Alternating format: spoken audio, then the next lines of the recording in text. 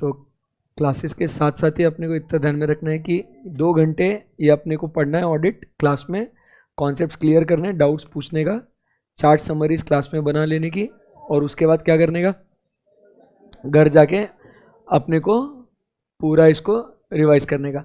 उसी के साथ साथ मैं आप लोगों को बाद में ये भी दूंगा, क्या बोलते हैं उसको, क्वेश्चन बैंक भी दूंगा अलग से, with all the questions of ICAI module, past exam papers, RTPs, सब एक कंपाइलर दूंगा। उसके अंदर ही MCQs होंगे, केस स्टडी बेस्ड MCQs होंगे, सब कुछ वो एक ही कंपाइलर, उसका PDF हो सके तो मैं ट्राई करूंगा PDF ही दे दूंगा, तो it is easy for you to revise anywhere on the go, ऐसा, ठीक है।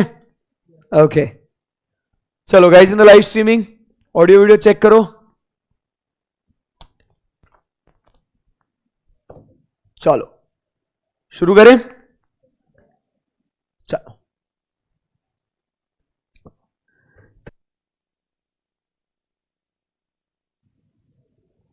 हाय गाइस, गुड आफ्टरनून।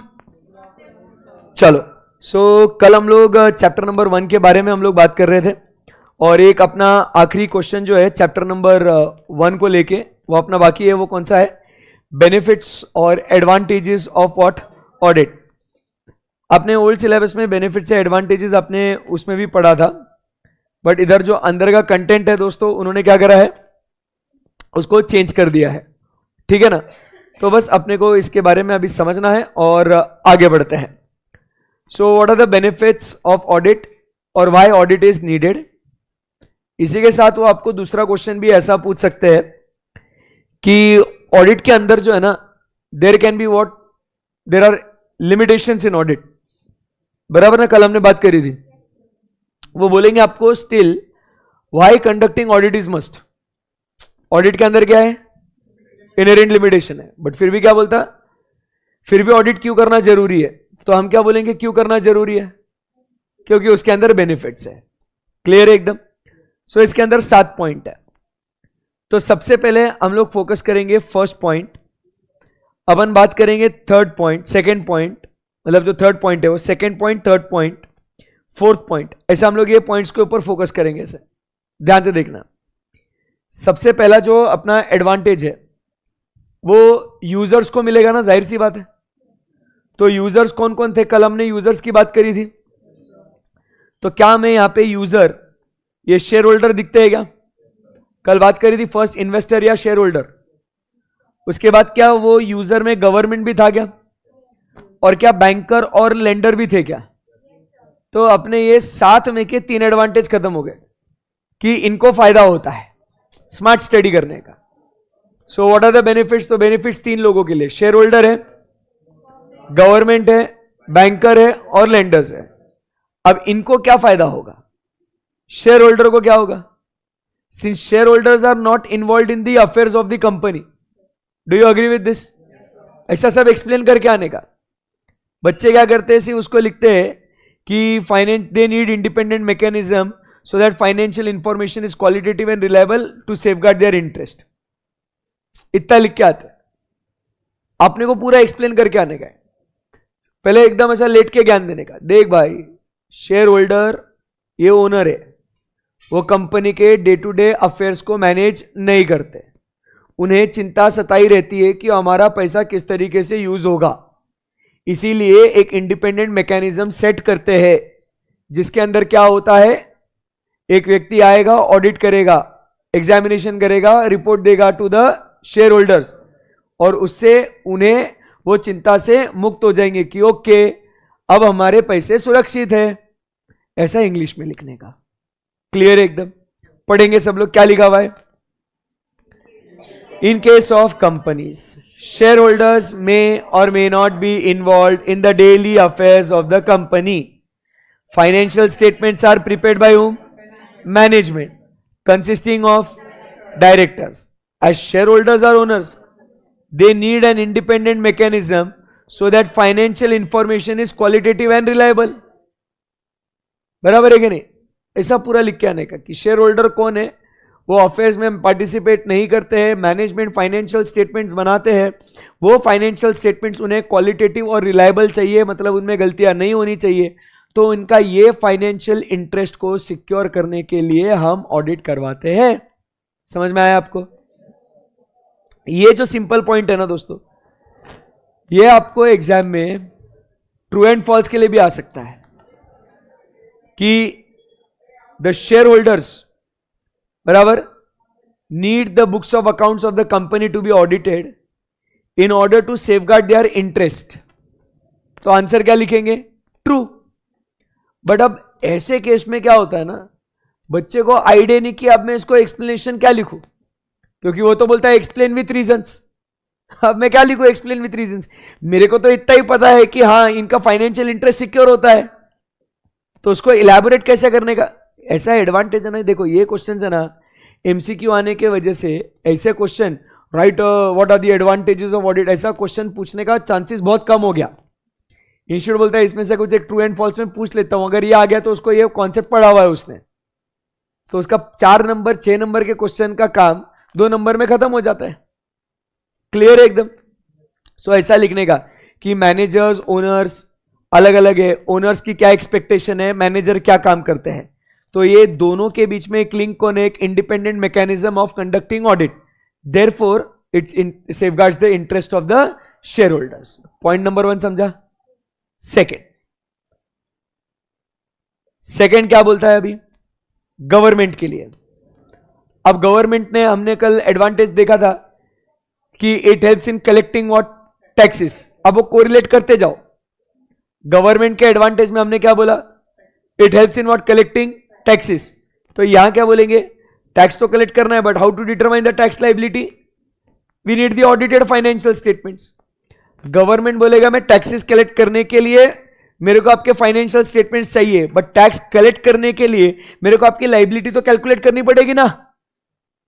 मेरा बेनिफिट क्या है? मैं फाइनेंशियल स्टेटमेंट से क्या करूंगा? लाइबिलिटी कैलकुलेट करूंगा। तब मेरा यूज क्या है कि मैं तेरे से पैसा ले सकता हूं। तो समझ में आया? सेकेंड एडवांटेज किसके लिए बोला? For government. आगे बढ़ सकते हैं हम लोग। नेक्स्ट क्या बोलता है उसके बाद? Lenders and bankers. कल इनकी भी बात हुई थी क्या? अब ये किसके लिए यूज करते हैं? वहां जाके देखो, बुक में घूमते रहने का, इतना बुक को बार बार इधर आगे पीछे पलट के देखते रहने का, जिससे कि क्या हो जाता है? बेटा दरवाजा लगा दे रहे हो वहां का।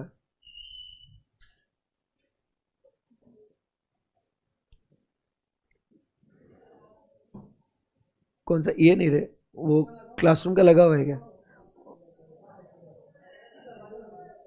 कौन है? उसको बोला स्टाफ को? कोई नहीं है क्या? उसको बोल देना बस सारे दरवाजे बंद कर देना बस। रुक जा, मैं हूं फिर स्टाफ में का।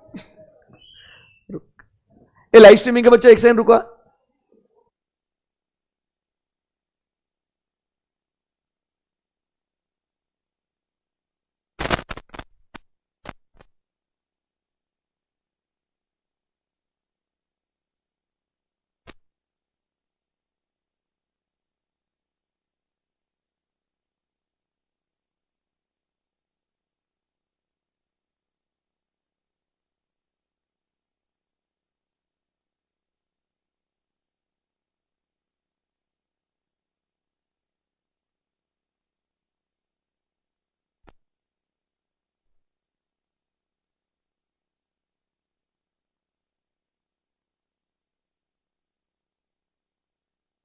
चलो आई एम बैक।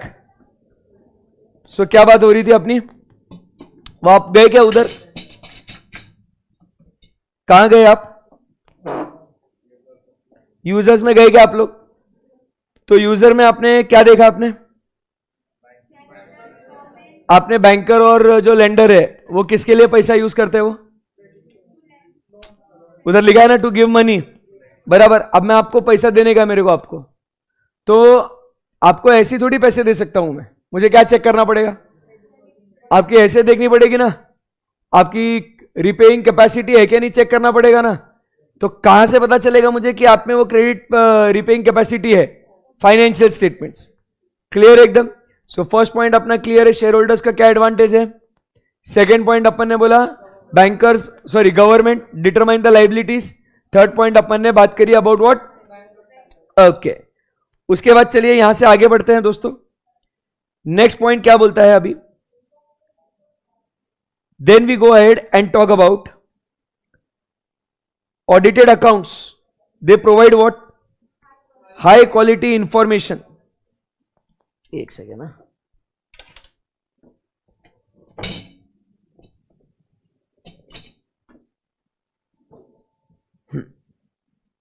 ओके, अब वो क्या लिखा है? Audited accounts provide what? High quality information. It gives what? Confidence to the users that information on which they are relying is qualitative and its outcome of an exercise carried out by the following auditing standards recognized globally. So अभी इधर क्या होता है कि जो भी users है उसके अलावा अपन ने 3 यूजर्स मेन देखे ना. वो 3 यूजर कौन से थे main? Share holder, government, banker, lender. उसके अलावा भी तो बहुत सारे यूजर्स थे. कौन कौन थे वो? ट्रेड यूनियन था, इंश्योरेंस कंपनीज थे, इन्वेस्टर्स थे. तो उन लोगों को भी तो फायदा होगा ना. तो उनको फायदा कैसे होगा? तो वो क्या बोलता है, देख भाई ऑडिट करके जो है ना, हम लोग क्या करते हैं, लोगों को भरोसा दिलाते हैं कि हम लोग proper qualitative aspects, accounting standards, इन सबको फॉलो करके हम लोग रिपोर्ट देते हैं अपना. तो इससे जो यूजर्स है उनका कॉन्फिडेंस बढ़ता है और उन्हें डिसीजंस लेने में आसानी होती है. पॉइंट समझ में आया आपको? तो ये रहा अपना फर्स्ट पॉइंट. तो ये सारे पहले फर्स्ट 3 पॉइंट स्पेसिफिक यूजर्स के बारे में बात करा और फिर फर्स्ट पॉइंट जनरल यूजर्स के बारे में बात करा. क्लियर है एकदम? सो 7 में के कितने पॉइंट हो गए? 4 पॉइंट हो गए. कितने आसानी से. फर्स्ट पॉइंट पढ़ेंगे, audited accounts provide high quality of information. It gives assurance, that is confidence to the, अब ये जनरल यूजर्स हो गया ना, ये other than shareholder, government and lenders or bankers, that information on which they are relying, जिसके ऊपर वो decision लेने वाले हैं, डिसीजन लेने के लिए इंफॉर्मेशन चाहिए, वो कैसी है? वो क्वालिटेटिव है and is an outcome of what? Exercised auditing standards. बराबर के नाम है, following what? Auditing standards. Point clear है एकदम? Next point. अब नेक्स्ट पॉइंट अपन बात करते हैं, जो एम्प्लॉइज काम करते हैं ना ऑर्गेनाइजेशन में, बराबर है कि नहीं? It acts as a moral check on the employees committing frauds. अभी क्या होता है, जो एम्प्लॉइज है ना, चोरी करने का ना उनको बहुत ऐसा टेम्पटेशन रहता है. उनको क्या रहता है? उनको टेम्पटेशन, मजा आता है. अब सोचो अगर मैं जो हूं ना, कैश हैंडल कर रहा हूं मैं, तो 5-50 रुपए चोरी कर लिया, नहीं समझेगा किसी को, क्योंकि बिजनेस का जो वॉल्यूम ऑफ कैश है बहुत ज्यादा है. आज 5-50 चोरी कर लेगा, फिर उसको समझ में आया कि अरे भाई ये तो कोई पकड़ा ही नहीं गया, तो उसको टेम्पटेशन आता है. टेम्पटेशन बहुत बुरी चीज है. फिर वो क्या करेगा? 50 के जगह कल 100-200 चुराएगा, 500 चुराएगा, 1000 चुराएगा. तो ऐसे केस में क्या हो जाता है? He is tempted to commit more and more frauds. But अब सोचो, यही सिनारियो में हम लोग करा रहे ऑडिट, और उसको अब ये पता है कि ऑडिटर आके कैश ये एरिया चेक करता है. उसके ऑडिट में कभी कभी सरप्राइज एलिमेंट भी रहता है. ठीक है ना? तो ऐसे केस में क्या हो जाएगा? वो उसके दिलो दिमाग में, उसके सबकॉन्शियस माइंड में यह बात हमेशा रहेगी कि साला ये ऑडिटर कभी भी टपक सकता है, ये कभी भी कैश को चेक कर सकता है, और अगर यार चोरी पकड़ी गई ना मेरी, तो भाई कहीं मुंह दिखाने के लायक नहीं रहूंगा, मेरे को ऑफिस से निकाल देंगे, कहीं और जॉब नहीं मिलेगा. बराबर के नहीं? बर्बाद हो जाएगा. तो अब भाई ऑडिटर चेक करे या ना करे, उसके मन में वो दर्द, वो डर हमेशा रहेगा कि हमने चोरी नहीं करनी चाहिए. So this is what audit does to employees. It acts as a moral check. समझ में आएगा आपको? उसके बाद एन ऑडिट में also help in detection of what? Fraud और एरर, और बोथ. फ्रॉड भी, एरर भी, बोथ. ये जो है ना भाई, ये एमसीक्यू में बनता है ये क्वेश्चन, बच्चा है. Audit helps in detection of, option A fraud, option B error, only fraud, only error, option C both error and fraud, option D either error और फ्रॉड. अब बच्चे को क्या लगता, क्या बोलेगा वो? हमारा काम फ्रॉड थोड़ी ढूंढना है, हमारी रिस्पॉन्सिबिलिटी फ्रॉड थोड़ी ढूंढना है। It is just to express an opinion. तो बच्चा क्या बोलेगा? Only error. But help audit अगर करोगे तो फ्रॉड भी होगा या एरर भी होगा, दोनों को ढूंढने में मदद हो जाएगी अगर ऑडिट करोगे तो। समझा क्या बात को? तो ऐसा ये, और ये ऐसा डायरेक्ट एमसीक्यू नहीं आता, ये केस स्टडी बेस्ड एमसीक्यू में आता है। केस स्टडी में पूरा ऐसा ज्ञान छापेंगे, फिर बोलेंगे उसने ऑडिटर अपॉइंट किया है तो ऐसे इसमें उसको एक एरर भी मिला है, तो और केस स्टडी में सिर्फ एरर ही लिखेंगे। केस स्टडी में उसने बोला कि अकाउंटिंग एंट्री जो उसने पास करी उसमें अकाउंटिंग प्रिंसिपल्स गलत यूज करे, वो एरर समझ में आ गया और डिटेक्ट कर लिया। Advantage, it can help in detection of error, fraud, both, either और। बोलो बोथ, ईदर और में भी कंफ्यूज होता बच्चा। क्लियर एकदम? So it helps in detection of what? Errors और फ्रॉड। एंड लास्ट पॉइंट क्या कहता है? An audit reviews what? The existence and operation of various controls operating in the entity. Hence it is useful at pointing out what? Deficiencies, that is the shortcomings in the internal control. Simple point क्या बोल रहे हैं? It will help us in identifying the deficiencies in internal control. देखो हम लोग organisation में जब audit करते हैं तो अपन क्या करते हैं, थोड़ा बैकग्राउंड समझो। मैं आया ऑडिट करने के लिए, ऑडिट करता हूं तो पहले मैं ऑर्गेनाइजेशन का अंडरस्टैंडिंग लेता हूं, उन्होंने क्या इंटरनल कंट्रोल्स लगाए उसके बारे में समझता हूं। इंटरनल कंट्रोल्स के बारे में समझ के वो इंटरनल कंट्रोल्स अच्छे हैं या बुरे हैं वो स्टडी करता हूं, और फिर अपना nature, timing and extent of audit procedures वो डिसाइड करता हूं। बराबर है कि नहीं? तो मैं एक्सटेंट ऑफ चेकिंग कि कम चेक करूं या ज्यादा चेक करूं, ये किस पे डिपेंडेंट है? तो it is dependent on internal control. तो क्या मैं ऑडिट करते दौरान क्या इंटरनल कंट्रोल्स को स्टडी करता हूं क्या दोस्तों? बराबर है। तो हो सकता है ना कि मुझे वो इंटरनल कंट्रोल्स को स्टडी करते समय मुझे कंट्रोल्स में डेफिशिएंसीज या वीकनेसेस पता चले। तो जब वो डेफिशिएंसीज या वीकनेसेस पता चलते हैं तो मैं एज पर एसए नंबर 265 लिख के रखो, बाद में पढ़ेंगे इसको, अभी गए नोट्स में सब लिखना जरूरी है। एसए नंबर 265, उसके अंदर हम लोग क्या करते हैं? हम लोग मैनेजमेंट को, दोज चार्ज विद गवर्नेंस को, हम लोग ये deficiencies in internal control communicate करते हैं। तो as per SA 265 what we do? We communicate the deficiencies. तो मैनेजमेंट का भी फायदा होता ना कि ऑडिटर आया, रिव्यू किया इंटरनल कंट्रोल्स को, उसके अंदर जो शॉर्टकमिंग्स है, जो फ्लॉज है, जो डेफिशिएंसीज है, वो आके हमको बता रहा, हमारा फायदा हो रहा ना भाई इसमें। तो इंटरनल कंट्रोल्स की खामियां भी हमने को पता चलती है। क्लियर है एकदम? So what are the advantages now dear friends?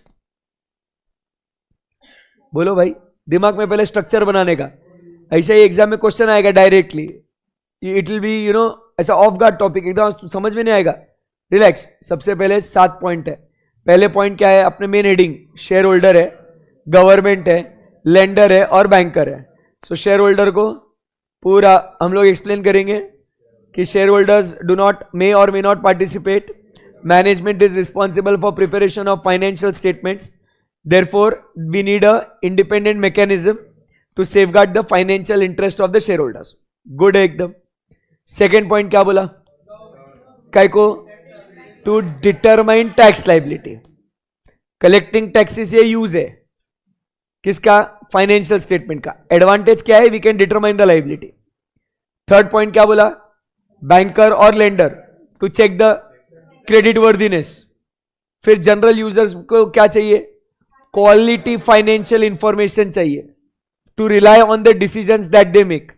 This assurance और confidence is given by audited financial statements. समझा गया? ओके। अभी कौन है? एम्प्लॉय। एम्प्लॉय पे क्या हो रहा है? मॉरल चेक, तो उसको डर बना रहेगा उसको। और आखिरी में क्या बोला? फ्रॉड और एरर भी डिटेक्ट कर लेंगे। बराबर है। और review the work, review internal controls. सही एकदम। नजर घुमाओ उस पर। और जब मैं बोलता हूं नजर घुमाओ तो पढ़ने का पूरा, और इसीलिए पढ़ने का, ये चेक करने के लिए नहीं कि आपको कॉन्सेप्ट आ रहा है या नहीं आ रहा, पढ़ने का इंग्लिश के शब्दों को इकट्ठा करने के लिए, क्योंकि एग्जाम में लिखना कैसे है उसके लिए आपको रीड करना है। बिकॉज कॉन्सेप्ट आता है बट स्टेटमेंट्स कैसे उसके फ्रेम करने वो चैलेंज हो जाता है. So whenever I tell you कि you go through it, you have to go through it line by line कि उसको स्टेटमेंट कैसा लिखने का करके. ठीक है, ओके.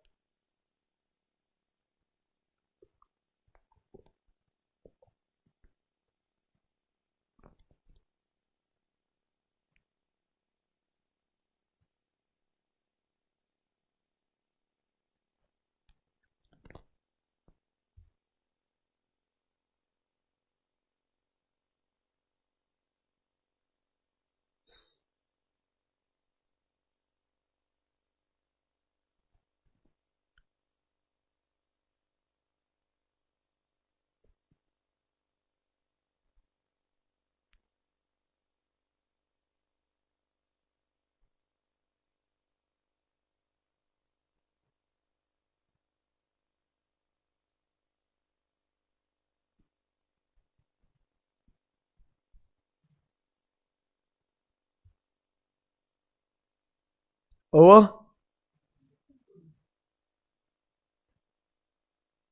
चलिए, तो फिर अभी अपन आगे बढ़ते हैं अगले चैप्टर की ओर. फर्स्ट चैप्टर पे कॉन्फिडेंस है आपको? अगले पूरे 2-3 दिन में आपने क्या करना है, जितने भी टेस्ट और अंडरस्टैंडिंग के ट्रू एंड फॉल्स के एमसीक्यू के सारे क्वेश्चंस आईसीआई मॉड्यूल के सॉल्व कर देना आपने. कोई भी डिफिकल्टी लगती है, कोई भी क्वेश्चन नहीं समझ में आ रहा है, रोज आके उतना उतना पूछ के खत्म करने का. सो जैसे अभी अपना फर्स्ट चैप्टर खत्म हो गया, इट इज डन. क्लियर है एकदम? ओके. अब यहां से अपन आगे बढ़ते हैं. Now we go to chapter number 11. Chapter number 11 में क्या क्या पढ़ना है मेन? पहले अपने को पढ़ना है फंडामेंटल प्रिंसिपल्स, जो अपने हैं वो एज ए चार्टर्ड अकाउंटेंट. पहले समरी समझ लो चैप्टर का क्या है. फिर उसके बाद 3 स्टैंडर्ड्स पढ़ने हैं. एक है एसक्यूसी 1, फिर एसए 220 और एसए 210. इस चैप्टर में इतना पढ़ना है अपने को. एक ओवरऑल जब चैप्टर का आइडिया रहता है तो मजा आ जाता है पढ़ने के लिए. ठीक है, अभी बहुत डिस्कशन होगा. कल जैसे मैंने आपसे कहा कि आपने क्या करना है, नोटिंग करते रहना है. जो जो इंपॉर्टेंट बातें आपको समझ में आती है आपने वो लिखना है, फिर हम लोग इसको रीड करेंगे. वर्क्स? यस. सबसे पहले हेडिंग नंबर 4 पे आते हैं. पहले what are the fundamental principles of professional ethics. पहले बच्चों आप समझिए एथिक्स मतलब क्या होता है. एथिक्स मतलब अपने मॉरल वैल्यूज, अपने principles. We being chartered accountants, public at large अपने काम के ऊपर भरोसा करती है अपने इन्वेस्टमेंट डिसीजंस के लिए. ठीक है, आपने देखा ना चैप्टर नंबर 1 में बहुत सारे यूजर्स थे कि वो अलग अलग कामों के लिए अपने चार्टर्ड अकाउंटेंट के काम के ऊपर भरोसा रखते हैं. तो it is very obvious that we chartered accountants should do that work ethically, morally, principally, अच्छे से करना चाहिए. तो इसीलिए सबसे पहले वो क्या बोलता है, what are the fundamental principles of this professional ethics. जब आप बोलते हो ना कि हमने काम पूरी श्रद्धा, निष्ठा और ईमानदारी के साथ करना चाहिए, तो वो फंडामेंटल प्रिंसिपल्स क्या है वो प्रोफेशनल एथिक्स के. फंडामेंटल प्रिंसिपल्स मतलब अपन क्या बोलते हैं कि फंडामेंटल मतलब अपन बोलते हैं कि what are these core principles, essential principles, main. तो वो कौन से हैं? तो ये सारे हैं वो. Integrity, objectivity, confidentiality, professional competence and due care, professional behaviour, independence, professional scepticism, आगे और है उसके अंदर. तो ऐसे इतने प्रिंसिपल्स है ये. तो ये जो है ना इंटीग्रिटी, ऑब्जेक्टिविटी, कॉन्फिडेंशियलिटी, पहले ये बोल के नक्की होने का, फिर प्रोफेशनल फिर प्रोफेशनल स्केप्टिसिज्म एंड लास्ट में इंडिपेंडेंस. समझा गया? तो कौन से फंडामेंटल प्रिंसिपल्स है? Integrity, objectivity, confidentiality, professional competence and due care, professional behaviour, उसके बाद professional scepticism and independence. These are the fundamental core essential principles for what the audit. समझ में आया आपको? इसको अपन ने क्या करना है अभी? चुन चुन के एक एक पॉइंट को स्टडी करने का है. मीनिंग, टर्मिनोलॉजीज, एक बार इतना भारी बोलूंगा आप बॉडी में फिट हो जाएगा वो. इंटीग्रिटी.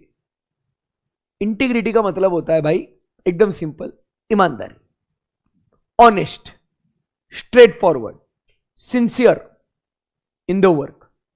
That is integrity. जो भी करूंगा एकदम पूरे ईमानदारी के साथ काम करूंगा. आई बात समझ में? सो क्या कहता है? A professional accountant shall comply with principle of integrity, which requires an accountant to be straightforward, honest in all the professional and business relationships. अगर कोई मैनेजमेंट का व्यक्ति गलत काम कर रहा है तो ऑडिटर ने घबराना नहीं कि मैं उन्हें कैसे बताऊं कि आप ये काम गलत कर रहे हो. उनकी गलती आप उन्हें सीधे सीधे क्लियरली बता दीजिए. Be straight forward. बराबर है कि नहीं? हमें डरना नहीं है उनसे कि अगर हम उनकी गलती बता देंगे तो वो नाराज हो जाएंगे, फिर वो हमें अगले बार ऑडिटर अपॉइंट नहीं करेंगे, तो यार फिर प्रॉब्लम हो जाएगी, तो छोड़ना यार, मैं कहां बताऊं उन्हें. नहीं भाई, तू तेरा काम ईमानदारी से कर. और ईमानदार कब रहेगा तू? जब तू तेरी बात सीधी सीधी सामने रखेगा, स्ट्रेट फॉरवर्ड, सिंसियरली, बराबर, एंड ऑनेस्टली. हमने उनके गलत कामों में हाथ नहीं मिलाना है. We have to be honest. वो पीडब्ल्यूसी के auditors in the case of सत्यम क्या हुआ? वो तो साथ में मिल गए ना भाई. वो जो दो ऑडिटर्स थे उन्होंने क्या रामालिंगम राजू के साथ उन्होंने भी स्कैम करा, और ये तो फिर गलत हो गया ना. ये तो उन्होंने कौन सा प्रिंसिपल वायोलेट किया? Integrity. They were not honest. बराबर कि नहीं? तो ऐसा काम हमने करना चाहिए क्या बच्चों? नहीं. आई बात समझ में? कुछ लोग क्या करते हैं आपको पता है? लोग क्या करते हैं, मैं जब प्रैक्टिस कर रहा था ना मैं, तो लोग आते थे से, नया नया प्रैक्टिस था, तो लोग आते थे पूछते थे से, सर वो एक कंपनी है उसका ऑडिट रिपोर्ट साइन करना है, उसके रिपोर्ट्स वगैरह फाइनेंशियल स्टेटमेंट्स हमने सब बना दिए सर. अब बस एक काम करो, आप क्या करो, साइन कर दो उस पर, हम आपको 50,000 रुपए देंगे. क्या करने का बोलो? हाँ, रिपोर्ट लाओ, दिखाओ, साइन करके दे देगी. क्या देखेगी रिपोर्ट? कैसे देखेगी सही है कि नहीं? ऑडिट करना पड़ेगा ना आपको. ऐसे साइन थोड़ी. वो तो बोल रहे ना ऑडिट हो गया ना भाई, तो ऐसे साइन करोगे? ऑन पेपर तो नहीं करना चाहिए. लोग करते हैं ऐसा गलत काम. लोग करते हैं ऐसा गलत काम. So that is the fundamental principle that they are violating. Integrity. They are not honest. बराबर है कि नहीं? Integrity implies fair dealing and truthfulness. It is what it should be fair and it should be truthful. गलत काम में आपने सहायता या उनकी सहारा उनको नहीं देना चाहिए. क्लियर है? तो जो जो आपको वहां पे हाईलाइटेड वर्ड्स दिख रहे हैं ना, तो जब भी आप इंटीग्रिटी के बारे में आंसर लिखोगे दोस्त, तो इन शब्दों का प्रयोग जरूर करना है. आई बात समझ में? सो इंटीग्रिटी मतलब क्या बोला? Straight forward, honest, fair, truthful in all his dealings. समझा क्या बात को? ये कैरेक्टरिस्टिक्स होने चाहिए. वो इंटीग्रिटी मतलब सीधा सीधा बोल देना, ऑनेस्ट होना चाहिए, फेयर होना चाहिए, बराबर है कि नहीं, और ट्रूथफुल होना चाहिए. अ प्रोफेशनल अकाउंटेंट, अभी उसको एक्सप्लेन करने का अपन को. A professional accountant shall not knowingly be associated with the reports, returns, communications where accountant believes that the information contains a materially false or misleading statement. अपन ने अपने आप को उससे डिस्टेंस कर देना है. गलत काम में आपने साथ नहीं देना है. अगर आपको लगता है कि ये रिपोर्ट है इसमें गलत लिखा हुआ है, ये गलत है, या आपने इसका काम ही नहीं किया है, तो बताइए आपने इसको साइन करना चाहिए क्या आपने? अगर आपने ऐसा एग्जाम में केस स्टडी आएगा कि ऑडिटर इज नोइंगली एसोसिएटेड, ये जो लाइंस होती है ना इसमें फिर केस स्टडीज बनाते हो लोग, the auditor is knowingly associated with what, the reports और the information which is what materially misstated, बराबर। और फिर ये नहीं, वो क्या पूछेंगे, identify the principle violated by the auditor. बहुत भारी क्वेश्चन, क्या बोला, आइडेंटिफाई द प्रिंसिपल। आप तो बोल रहे हो फंडामेंटल प्रिंसिपल पूछना, साले सब लिख दूंगा, रट के आया हूं, इंटीग्रिटी ऑब्जेक्टिविटी सब लिख दूंगा। बट अब ऐसा केस स्टडी में उसने क्या बोल दिया, तू प्रिंसिपल आइडेंटिफाई करो फिर उसको एक्सप्लेन कर। अब तुमको फंसा दिया। फिर ऐसे टाइम में बच्चा क्या करता है, एक काम करता हूं भाई सारे लिख के आ जाता हूं, वो हिसाब से लगा देगा। फिर बाहर आके वो पेपर में सब लिख के आया यार, रिजल्ट देख के पता नहीं सर सब लिख के आया, फिर नंबर क्यों नहीं मिल रहे। ट्रांजिशन समझो आपका। तो क्या लिखना है आपको, प्रिंसिपल, पहले वो इंटीग्रिटी क्या है वो समझना कॉन्सेप्ट, कि अगर आप जानबूझ के कोई भी गलत काम में अगर आप इन्वॉल्व हो तो क्या हो जाएगा, आपने इंटीग्रिटी वाला प्रिंसिपल को वायोलेट किया है। क्लियर एकदम। सो ऐसा है फर्स्ट। सेकेंड पॉइंट उसी में क्या कहता है, इट कंटेन्स अ स्टेटमेंट और information provided negligently or omits obscures required information where such omission or obscurity would be misleading। मतलब वो इंफॉर्मेशन उस फाइनेंशियल स्टेटमेंट्स के अंदर होना बहुत जरूरी है, और अगर वो इंफॉर्मेशन ना हो तो लोग अपना डिसीजन जो है वो गलत ले सकते हैं। और फिर भी तू कैसा ऑडिटर है रे भाई, वो उसके अंदर इंफॉर्मेशन नहीं है और जो इंफॉर्मेशन है वो मिसलीडिंग है, फिर भी तू साइन कर रहा है उसको लेके। इमेजिन करो आपको समझ में आ गया कि गोइंग कंसर्न अजम्पशन इस एंटिटी का वैलिड नहीं है, मैनेजमेंट ने उसका डिस्क्लोजर नहीं दिया, वो बोल रहे हैं ऑडिटर साहब आप कहां लोड ले रहे हो यार, जो चल रहा है चलने दो। आपने कन्वीनियंटली क्या कर दिया, जो डिस्क्लोजर का इंफॉर्मेशन जो ओमिटेड था आपने उसको एक्सेप्ट कर दिया और आपने साइन कर दिया। तो बताओ क्या आप ऑनेस्ट थे, क्या आप फेयर थे, क्या आप ट्रूथफुल थे, स्ट्रेट फॉरवर्ड थे? आपने बोला मैनेजमेंट को कि ऐसा कैसा जाने दे भाई, स्ट्रेट फॉरवर्ड उसको वापस से आपने जवाब देना चाहिए था ना। तो आपने ये प्रिंसिपल को वायोलेट किया। सो आप समझिए, अगर मैं जानते हुए कि ये रिपोर्ट गलत है मैं साइन करता हूं तो क्या मैं ऑनेस्ट हूं? मुझे पता है कि इसके अंदर जो इंफॉर्मेशन है वो इंफॉर्मेशन लोगों को क्या कर सकती है, मिसलीड कर सकती है, तो भी मैंने साइन किया, तो क्या मैं सही हूं? तो इस बात को हम लोग क्या कहेंगे, auditor has to maintain which principle, integrity. Clear है एकदम। पढ़िए दोनों पॉइंट, फर्स्ट और सेकंड पैराग्राफ।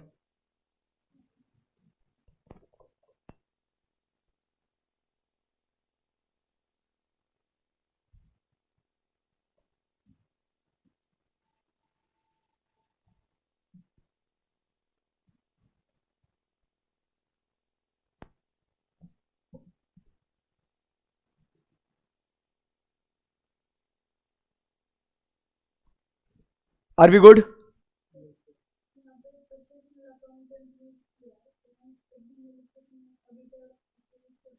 क्योंकि ये प्रोफेशनल अकाउंटेंट क्यों लिखा है, क्योंकि अभी ये चार्टर्ड अकाउंटेंट काम कर रहे हैं ना, ये अपन अभी तक ऑडिट के बारे में बात नहीं कर रहे।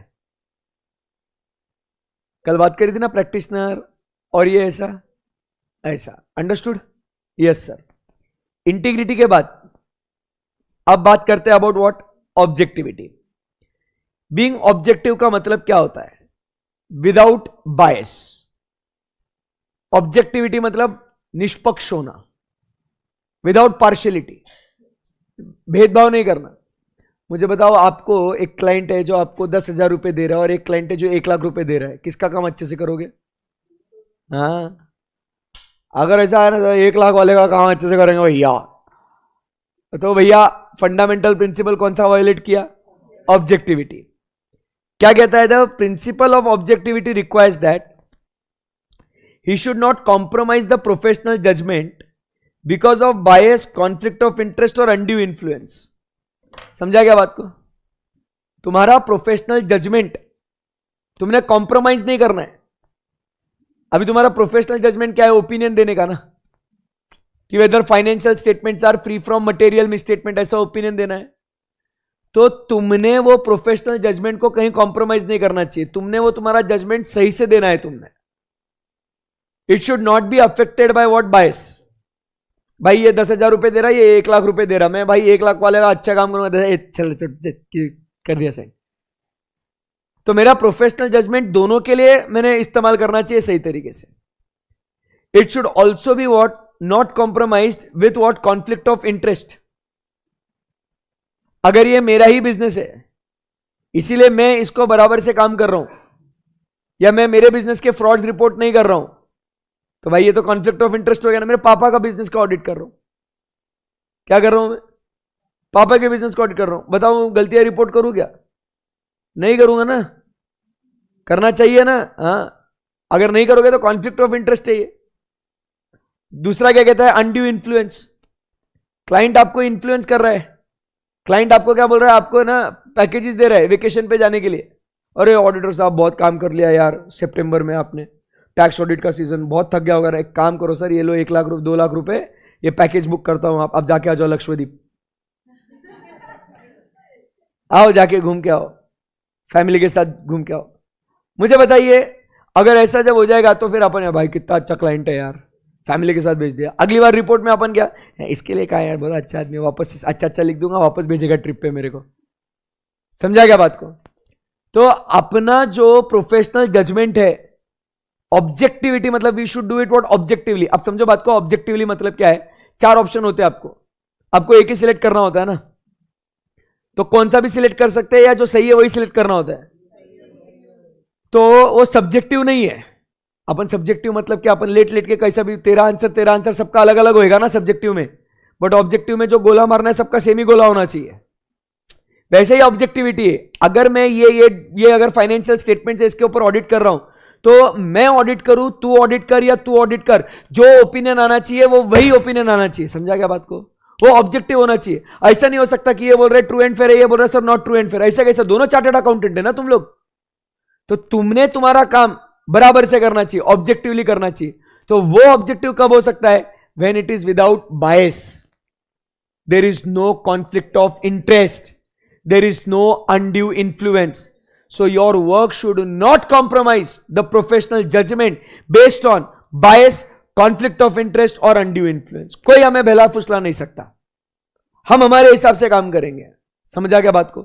इसको बोलते हैं ऑब्जेक्टिविटी। और जब आप ये ऑब्जेक्टिव रहोगे तब आपका इंडिपेंडेंस अचीव होगा, जो नेक्स्ट पॉइंट हम लोग पढ़ेंगे। अगर आपका ऑब्जेक्टिविटी कॉम्प्रोमाइज हो गया तो आपका इंडिपेंडेंस कॉम्प्रोमाइज हो गया। समझा क्या बात को? क्लियर एकदम? क्लियर एकदम? यस। सो क्या कहता है? It requires that professional accountant shall not undertake a professional activity if a circumstance और relationship unduly influences the accountant's professional judgement. Relationship मतलब बिजनेस रिलेशनशिप। समझ में आया आपको? जहां पे आप और वो अपने डिस्क्वालिफिकेशन पढ़े हो गए ना कंपनीज एक्ट में, बिजनेस रिलेशनशिप डायरेक्टली और indirectly will be what disqualified except professional services और ordinary course of business at arm's length price.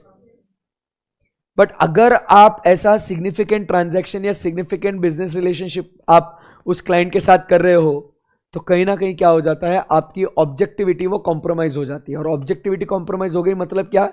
आप क्लियर ओपिनियन नहीं दे रहे हो, your professional judgement is clouded by the bias, conflict of interest और undue influence. समझा गया?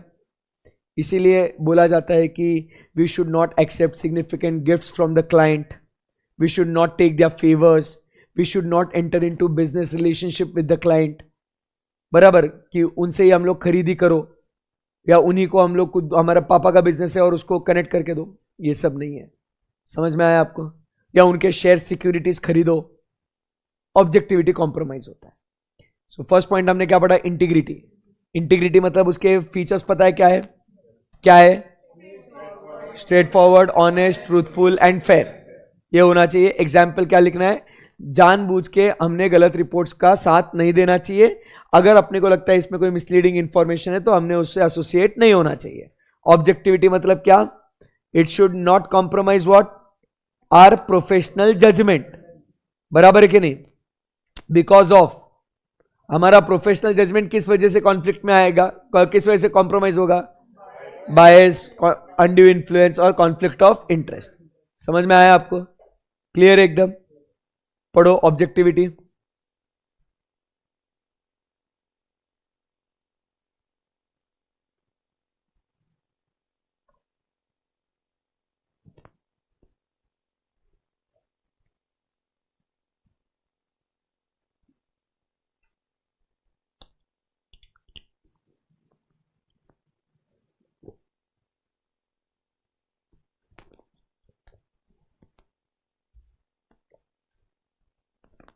Done. अभी बात करते हैं next, confidentiality. What is confidentiality? बोलेगा नहीं किसी को। Whatever information that we acquire in the course of performance or duties as the auditor, it should not be disclosed to the third party. It should not be made available to the public. इसको अपन क्या बोलते हैं? Confidentiality. अब आप समझिए बात को, पहले समझते हैं फिर अपन टेक्स्ट रीड करेंगे। As a simple principle, why confidentiality is essential? अब आप बताओ, आप ऑडिट करते हो, ऑडिट करने के लिए आपको इंफॉर्मेशन चाहिए, बिजनेस कैसा करना है उसके बारे में आप पूरा समझोगे, वो कैसा क्लाइंट कैसे बिजनेस कर रहा है उसके बारे में आप पूरा आइडिया लोगे। Internal controls, purchase, sale, expenses, in and out business को समझते रहे भाई तुम। अब समझो, अगर आप जाके उस क्लाइंट के कॉम्पिटिटर को उसके ट्रेड सीक्रेट्स बता दिए तो भैया वो क्लाइंट का तो दिवाला निकल गया ना। बराबर है कि नहीं?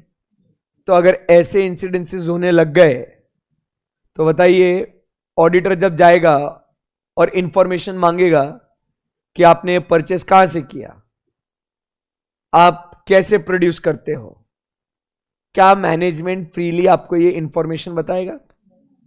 कभी नहीं। वो बोलेगा साले तेरे को बता दूंगा, तू बाहर लोगों को बता देगा तो मेरा तो बिजनेस खराब हो जाएगा। तो इसीलिए हमने क्या नहीं करना चाहिए? थर्ड पार्टी को बराबर हमने ये इंफॉर्मेशन डिस्क्लोज नहीं करनी चाहिए। क्या ये बात आपको समझ में आई? बट ये कॉन्फिडेंशियलिटी को रखो बाजू। अगर कोई लॉ या रेगुलेशन आपके ऊपर रिक्वायरमेंट लगाता है कि ऑडिटर साहब आपने इसको रिपोर्ट करना है, तो आपको करना है। फिर आप कॉन्फिडेंशियलिटी का सहारा लेके आप अपना ऐसा नहीं बोल सकते कि since the fundamental principle of confidentiality asks us not to disclose the matters of the client with the outsiders, we are not suppose to comply with the law. Excuse me, law prevails. For example, section number 143 subsection 12, auditors duty to report on frauds.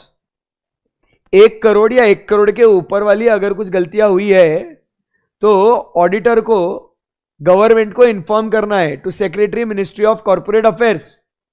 बराबर है कि नहीं? ऐसे case में auditor ये नहीं बोल सकता है कि और सर कॉन्फिडेंशियलिटी, तो if it is required by law you have to report it. समझ में आएगा आपको? कभी कभी अगर क्लाइंट की अगर परमिशन है तो फिर हम लोग क्या कर सकते हैं, उसको डिस्क्लोज कर सकते हैं, but only if it is permitted by client. तो आप कोई भी इंफॉर्मेशन डिस्क्लोज कब कर सकते हो? क्लाइंट ने परमिशन दिया है तो नंबर 1, या लॉ के रिक्वायरमेंट है तो, अदरवाइज तो रहने दो, फिर आपने डिस्क्लोज नहीं करना चाहिए। समझ में आया व्हाट इज कॉन्फिडेंशियलिटी? अब कॉन्सेप्ट दिमाग में रखने के बाद अब इसको एग्जाम में कैसे लिखना है इसके लिए अभी हम लोग पढ़ेंगे इसको। चलो, confidentiality principle requires a professional accountant to respect confidentiality of information। क्या बोला है भाई ने? तुमको चक्कर आ जाएगा, तुमको लगेगा साला एग्जाम में लिखना क्या है। आप बड़े बड़े वर्ड्स लिख के आ जाते हो, सीक्रेसी एंड ऐसा वैसा, बट क्या लिखा है देखो, confidentiality defines professional accountant to respect confidentiality. क्या बोला है भाई? Respect confidentiality. As a result of, as a confidentiality of information acquired as a result of what? Professional or business relationship. Confidentiality serves what? In public interest, because it facilitates free flow of information from accountants, बराबर के नहीं, or employing organization to the accountant, with understanding that information will not be disclosed to the third party. There is a free flow of info. Client जो है वो बिना किसी डर के क्या कर सकता है? आपसे वो इंफॉर्मेशन शेयर कर सकता है. और आज के तारीख में तो ऐसा होता है, क्लाइंट आके डायरेक्ट बोल देता है, यार मैंने ये ना इसका टैक्स नहीं भरा है, यार ये मैंने कैश में किया, इतना ट्रांजैक्शन इसका मैं एंट्री नहीं करा है, पहले ही बोल देता है. वो चार्टर्ड अकाउंटेंट बोलता है उसको कि तूने क्या करना चाहिए, इसको अकाउंट फॉर करना चाहिए, ऐसा गलत नहीं करना चाहिए. वो डरते नहीं है. नहीं तो अच्छा तूने अकाउंट नहीं किया, रुक अभी वो इनकम टैक्स में फोन लगाता हूँ, रुक साले. तो that is what it serves in the public interest, कि ऑडिटर्स को पूरी की पूरी इंफॉर्मेशन मिल सकती है एकदम आराम से, हिचकिचाहट कुछ भी नहीं है इसके अंदर. सो क्या क्या बोला? What is confidentiality? Confidentiality principle requires a professional accountant to respect confidentiality of information acquired in the course of professional or business relationship. सही है एकदम.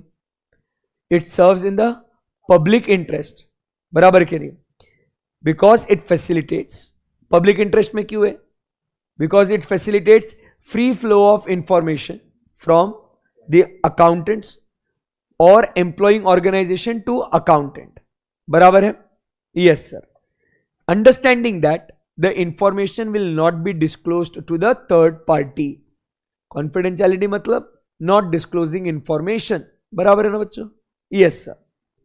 हाउ एवर, इसमें फिर केस स्टडी बनता है आपका और ट्रू एंड फॉल्स बनता है. ये जो ऐसे हाउ एवर वगैरह आता है ना, ये आपके लिए बहुत इंपॉर्टेंट है. So however such confidential information, क्या बोला है? May be disclosed. कब कब? Number 1, if it is required by law, बराबर है कि नहीं, और it is authorised by client और द एम्प्लॉयर, बराबर के नहीं, and such information is not disclosed, where such information is not prohibited by law, कि आप डिस्क्लोज कर सकते हो करके. क्लियर एकदम? तो अगर आपको लॉ ने बोला है तो क्या आपको डिस्क्लोज करना पड़ेगा? ऐसा एग्जाम में केस स्टडी आएगा कि auditors are suppose to report on the frauds under section 143 subsection 12.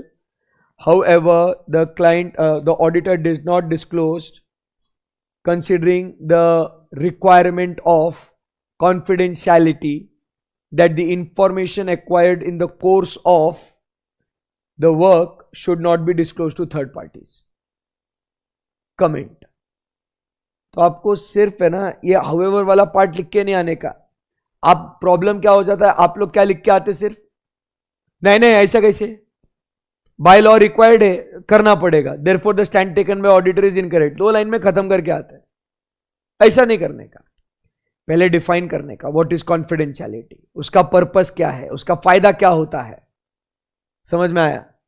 फिर उसके बाद और एक्सप्लेन करने का कि आपको इंफॉर्मेशन कब डिस्क्लोज करनी पड़ सकती है, और फिर कंक्लूजन देने का. इन तमाम बातों को मद्देनजर रखते हुए अदालत इस नतीजे पे पहुंची है कि हमें डिस्क्लोज करना पड़ेगा because it is required by law. आप जब केस स्टडीज या ट्रू एंड फॉल्स में जब आपको क्वेश्चन आता है, what you do is you directly jump to the conclusion कि नहीं नहीं, if it is required by law you have to disclose. ऐसा नहीं होता है. क्या करना चाहिए? आपने वहां पे लिखने का फर्स्ट कि what is confidentiality.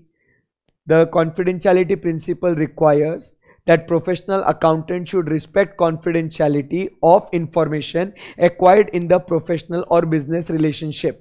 It serves in the public interest because it facilitates free flow of information to the accountant or from the organizations to the accountant. Khatam ho gaya. And it should not be disclosed to the third party because it is on the understanding that it is not to be disclosed to the third party. However, this information needs to be disclosed if it is required by law or regulation, or it is permitted by the client or the employer, right, and not prohibited by law. In the given case, section 143 subsection 12 of the Companies Act requires auditor to disclose the information to the government, aka also Ministry of Corporate Affairs, right? So here not disclosing will attract fines, penalties, because this is permissible under the fundamental principles of confidentiality. ऐसा quality answer जब लिखोगे तब वो भाई exam में बोला क्या लिखा है, वाह यार खूबसूरत। आप लोग क्या करते हो, आपको आता है but most of the times आप ही खुद अपने आप पे हंसते हो, है ये थोड़ी लिखना होता है यार। अब अपने आप को ऐसा रोकते हो even after knowing, and that is where you lose your marks. Let the information जो है ना दिमाग में उसको दिखाओ। क्लियर है एकदम? सो कौन से 3 प्रिंसिपल्स हो गए अपने? Integrity, objectivity and confidentiality. Clear है एकदम? अभी आगे बढ़ेंगे। Professional competence and due care. पहले आप कॉन्फिडेंशियलिटी पढ़ लीजिए, फिर हम लोग professional competence and due care पे आते हैं।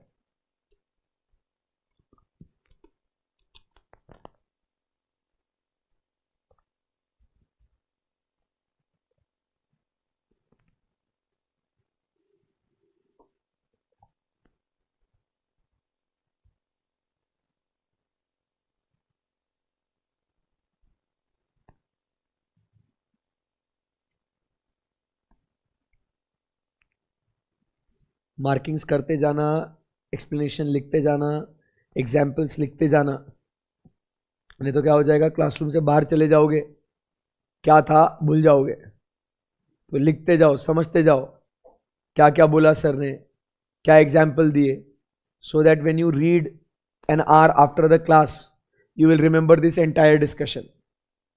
ये डे 1 से आपको काम करना है, मेरी बात को मानना। टुडे इट इज डे 3, ठीक है ना? आपको समझ में आता होगा, कॉन्सेप्ट में हम लोग कहीं कट शॉर्ट नहीं कर रहे, उसको पूरा स्टडी कर रहे हैं, but simultaneously you have to make sure that you write everything. Okay, आगे बढ़े यहां से। अब बात करते हैं professional competence and due care. As a chartered accountant जब हम लोग कोई क्लाइंट का काम करते हैं दोस्त, तो अपने को वो काम का नॉलेज होना बहुत जरूरी है। बेसिक समझो, मेरे को वो काम का नॉलेज होना बहुत जरूरी है। For example, if I am hired to conduct the systems audit, और वो कंप्यूटर क्या है, वो सिस्टम कैसा चलता है, उसको कैसे वेरीफाई करना, वो डिजिटल ऑडिट, वो मेरे को आना चाहिए। ऑटोमेटेड एनवायरनमेंट में कैसा काम करने का, आई शुड नो दैट। समझ रहा है क्या बात को? मेरे को कंप्यूटर के बारे में जानकारी नहीं, और मैं जा रहा सिस्टम ऑडिट करने के लिए, क्या मैं अपने क्लाइंट को एक बढ़िया सर्विस प्रोवाइड कर पाऊंगा क्या? नहीं। तो इसीलिए नेक्स्ट प्रिंसिपल क्या बोलता है कि भाई इंटीग्रिटी, ऑब्जेक्टिविटी, कॉन्फिडेंशियलिटी सब ठीक है, ये तेरे कैरेक्टर के ऊपर डिपेंड करता है, बट अब तेरे दिमाग की बात करते हैं। ये दिल की बात क्या थी? ईमानदार रहूंगा। सेकेंड पॉइंट क्या बोलते हैं? मैं बायस नहीं रहूंगा, मेरा प्रोफेशनल जजमेंट कॉम्प्रोमाइज नहीं होगा। और तीसरा क्या बोलता है? मैं किसी को नहीं बोलेगा, मैं चुप बैठेगा। मैं अब तू जा रहा है काम करने के लिए, भले ही तू ईमानदार है, तेरा प्रोफेशनल जजमेंट कॉम्प्रोमाइज नहीं होगा और तू एकदम कॉन्फिडेंशियलिटी मेंटेन करेगा, बट इंपॉर्टेंट क्या है? तेरे को काम भी तो आना चाहिए। तेरे को काम ही नहीं आ रहा तो ऑनेस्ट रह के क्या फायदा? तू किसी को क्या बोलेगा? तू साले तेरे को आता ही नहीं तो क्या बोलेगा क्या लोगों को? तो इसीलिए नेक्स्ट प्रिंसिपल लॉजिकली क्या बोलता है कि अब तुम्हारा कैरेक्टर अगर सही है तो फिर उसके बाद अपन बात करेंगे अबाउट व्हाट? तुम्हारा नॉलेज। तो इसीलिए कहा गया है कि कंटिन्यूअस बेसिस पे the professional accountants should attain and maintain. भारी बोला क्या? Attain, maintain. अटेन मतलब उसे रिसीव करना, मेंटेन मतलब उसे वो नॉलेज को हमेशा अपडेटेड रखना। तब जाके आप आपके क्लाइंट्स को एक अच्छी सर्विस आप प्रोवाइड कर सकते हो as per the current technical developments, as per the relevant laws and regulations. तब उन्हें बढ़िया सर्विस मिलेगी। इमेजिन अब ये न्यू सिलेबस आया, इसमें बहुत नया कंटेंट ऐड हुआ, मैंने क्या करना चाहिए? मैं इतने सालों से पढ़ा रहा हूं, मैंने पढ़ा, इतने सालों से मैं पढ़ा रहा हूं, पूरा ओल्ड सिलेबस पढ़ा ना मैंने क्या करना चाहिए? जितना ओल्ड सिलेबस का आता है उतना ही आपको पढ़ा के खत्म करना चाहिए। मैं बोलूंगा ये नया है यार, ये नहीं पढ़ाऊंगा मैं आपको यार, मेरे को नहीं आता, चलेगा क्या? क्या आपको अच्छी सर्विस मिलेगी फिर? नहीं। तो what is expected of me? आप क्या बोलोगे? अरे सर पढ़ो, वो नॉलेज को आपका अपडेट करो, फिर वो मेंटेन करो, फिर क्लास में आओ और फिर वो कॉम्पिटेंट सर्विस प्रोवाइड करो ना सर, तब मजा आएगा ना। इमेजिन मैं जब पढ़ा था ना, मैं कंपनीज एक्ट 1956 पढ़ा था, मेरे को ऑडिट में कंपनीज एक्ट 2013 पढ़ाना पड़ता है, फिर मैंने क्या करना चाहिए? भाई नहीं यार, मैंने तो पढ़ा ही नहीं। अब आप कुछ टैक्स अभी आप पढ़ते हो, जब आप सीए की प्रैक्टिस करोगे या जॉब करोगे तब अलग फाइनेंस एक्ट होगा, अलग प्रोविजंस होंगी, क्या करोगे फिर? नहीं भाई, हम नहीं कुछ कर सकते भाई, छोड़ दोगे काम? नहीं। तो आपको कंटिन्यूअसली क्या करना है? Update. That is what is the professional competence and due care वाला principle is expected of you. Highlight जो किया है वो फोकस करो। We have to attain and maintain the professional knowledge and skill at such a level to ensure that the client और employing organisation जिसने हमको higher किया है, जो हमारी सर्विसेज यूज कर रहा है, उसे हम लोग बढ़िया से बढ़िया प्रोफेशनल सर्विसेज दे। आज मैं मेरा खुद का जो चार्टर्ड अकाउंटेंट है, जो मेरे लिए ऑडिट्स करता है, कंसल्टेंसी देता है, I call him, I tell him भाई जीएसटी का क्या है, वो थोड़ी ये बोलेगा कि यार सर तुमको चाहिए सीए, तुमको पता होना चाहिए। He has to know it, he has to be updated. GST में हर आए नए दिन अमेंडमेंट्स आते हैं उसके अंदर। टैक्स के फैकल्टीज कितने परेशान रहते जिंदगी में। हाँ सही में, पूजा हमसे रोज बात करता ना, बोलते अरे नया आया अभी 78 पेजेस का अमेंडमेंट आया, मतलब वाह यार बढ़िया है। तो continuously they have to what? Update. तो अब सोचा अगर मैं प्रैक्टिस में हूं तो मैं ये थोड़ी बोलूंगा कि छोड़ यार, जो पुराना नॉलेज है उसी पे कंसल्टेशन देता हूं। So you have to attain and maintain that skill, that knowledge, so you provide a competent professional service based on current, important word क्या है? Current technical, professional and legal standards. समझा क्या बात को? Current, professional, technical and legal.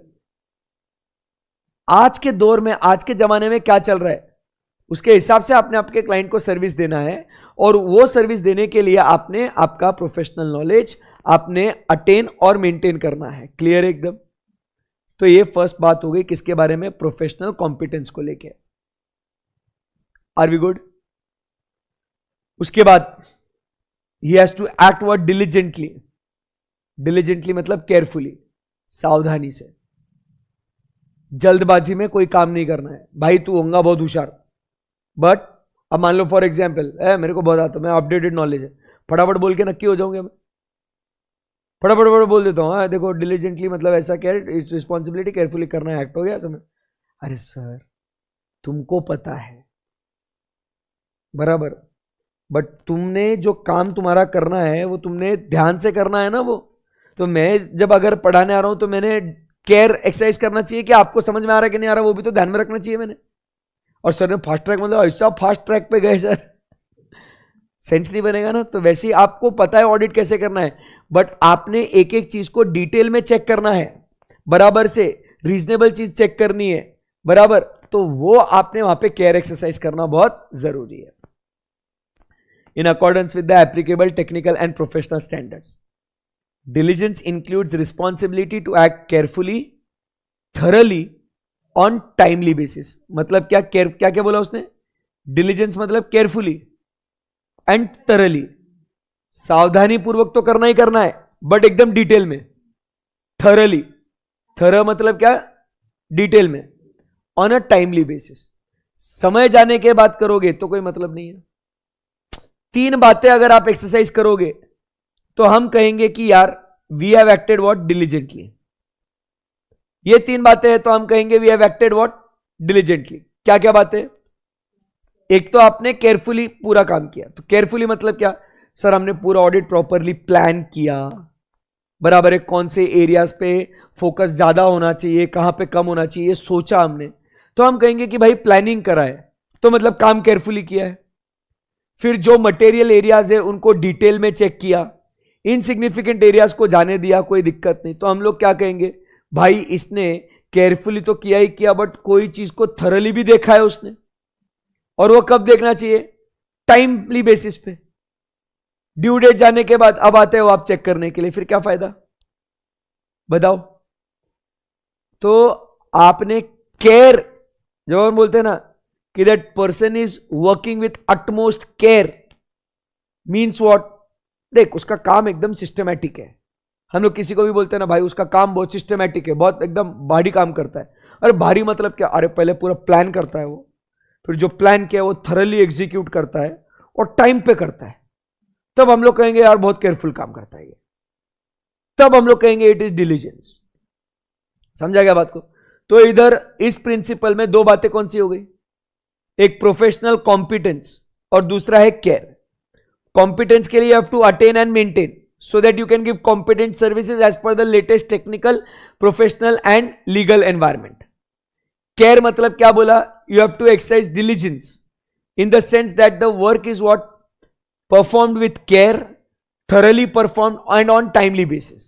Clear एकदम? So integrity समझ में आया? Second is objectivity. Third, fourth, professional competence and due care. पढ़िए professional competence and due care को।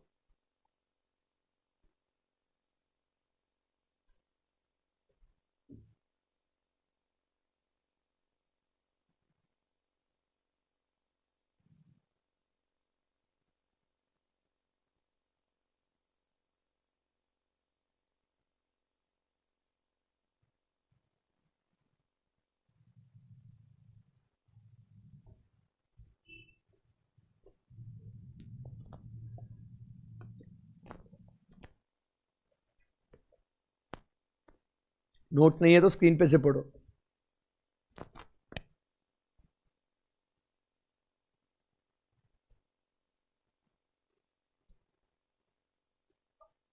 डन? Shall we proceed? उसके बाद लास्ट प्रिंसिपल आता है प्रोफेशनल बिहेवियर। हम लोग जब बात करते हैं ना बिहेवियर की, बहुत सी बार आपने घर में डांट खाई होगी और ऐसे आपने सुना होगा कि सीए कर रहा ना तू,